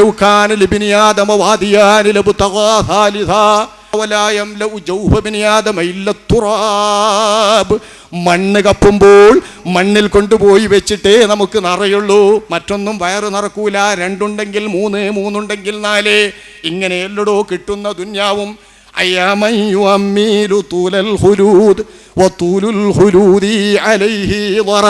ഇവിടെ കുറെ കാലം ജീവിക്കണം, ശാശ്വതമോ അല്ലെങ്കിൽ വളരെ കാലമോ ജീവിക്കണം എന്ന് കൊതിച്ചോ? അങ്ങനെ കൊതിക്കുന്ന മനുഷ്യ ചിന്തിച്ച്, അങ്ങനെ കുറെ കാലം കിട്ടിയിട്ടെന്താ? വയസ്സാവുമ്പോഴുള്ള സമയത്ത് കിട്ടിയിട്ട് ഫലല്ലല്ലോ. അതിൻ്റെ മുമ്പുള്ള കാലം കിട്ടണ്ടേ? നടക്കൂല. ഇതാ അന്ത ശിബ്താവബാന ശബാബ് നിന്റെ യൗവനം വേർപിരിഞ്ഞു പോയി, നിനക്ക് നിര ബാധിച്ചിട്ട് വയസ്സനായി. ഞാൻ നേരത്തെ പറഞ്ഞ 55-ൻ്റെ പ്രായമെത്തിയാൽ, അല്ലെങ്കിൽ 50 വയസ്സിൻ്റെ വയസ്സനായ പ്രായമെത്തിയാൽ പിന്നെന്തിനാ ദുന്യാവ്? പിന്നെന്തിനാ സുഖം? പിന്നാർക്കാ ഭാര്യ, പിന്നാർക്കാ മക്കൾ, പിന്നാർക്കാ തീറ്റ. എന്ത് നല്ല വിഭവം കണ്ടാലും തിന്നാൻ വയ്യ, എന്ത് നല്ല മാംസം കണ്ടാലും തിന്നാൻ വയ്യ. പണ്ട് തിന്നിരുന്ന പൂള കൂട്ടാൻ കണ്ടാ തിന്നാൻ വയ്യ, പണ്ടത്തെ പലവക കൂട്ടാൻ കണ്ട ആർത്തിയോടെ ഇരിക്കും, കൂട്ടിയാ വയറിന് പറ്റൂല. ഇങ്ങനെയാണ് വയസ്സാകുമ്പൻ്റെ നിലയെങ്കിൽ ഇതാണ് ദുന്യാവ്. ഈ 50 വയസ്സ് പിന്നിട്ടിട്ട് നീ 100 വയസ്സ് ജീവിക്കുന്ന 50ഉം നരകമാണ്. 110 വയസ്സ് ജീവിച്ച 60ഉം നരകമാണ്. രോഗങ്ങളും വേണ്ടാത്തതുമായി നടക്കുന്ന എൻ്റെ ആയുഷിൻ്റെ അവസാനത്തെ കാലങ്ങൾ നീണ്ടുപോയിട്ടെന്താ ഫലം? ഈ ദുന്യാവിന് വേണ്ടിയല്ലേ ഇൽമ് കളഞ്ഞു കുളിക്കുന്നു, ഈ ദുന്യാവിന് വേണ്ടിയല്ലേ ബുദ്ധി കളഞ്ഞു കുളിക്കുന്നു, ഈ ദുന്യാവിന് വേണ്ടിയല്ലേ വയതിൽ കേട്ടതൊക്കെ മറിഞ്ഞു കുളിക്കുന്നു, ഈ ദുന്യാവിന് വേണ്ടിയല്ലേ ശരീഅത്തിനെ കുറിച്ച് നമുക്കറിയുന്ന നിയമങ്ങളൊക്കെ കളഞ്ഞു കുളിക്കുന്നു, ഈ ദുന്യാവിന് വേണ്ടിയല്ലേ നിസ്കാരം കളഞ്ഞു കുളിക്കുന്നു, ഈ ദുന്യാവിന് വേണ്ടിയല്ലേ നോമ്പിനെ വിട്ടൊഴിവാക്കുന്നു, ഈ ദുന്യാവിന് വേണ്ടിയല്ലേ കള്ളു കുടിച്ച് സുഖിക്കുന്നു, ഈ ദുന്യാവിന് വേണ്ടിയല്ലേ അല്പാൽപമായ സുഖത്തിന് വേണ്ടി മനുഷ്യനെ കവരുന്നു, കൊല്ലുന്നു, പിടിക്കുന്നു, കക്കുന്നു. ഇതൊക്കെ ദുന്യാവിന്. ദുന്യാവിൻ്റെ കഥയോ ഇത്? കലർപ്പിൻ്റെ വീട്, കലർപ്പിൻ്റെ നാട്, പീഡനത്തിൻ്റെ വീട്, ത്യാഗത്തിൻ്റെയും പ്രയാസങ്ങളുടെയും ബുദ്ധിമുട്ടുകളുടെയും രോഗങ്ങളുടെയും തടവറ. എൻ്റെ പ്രിയപ്പെട്ട യുവാക്കളെ, സുഹൃത്തുക്കളെ, സഹോദരിമാരെ, സഹോദരന്മാരെ, ഉണരണം.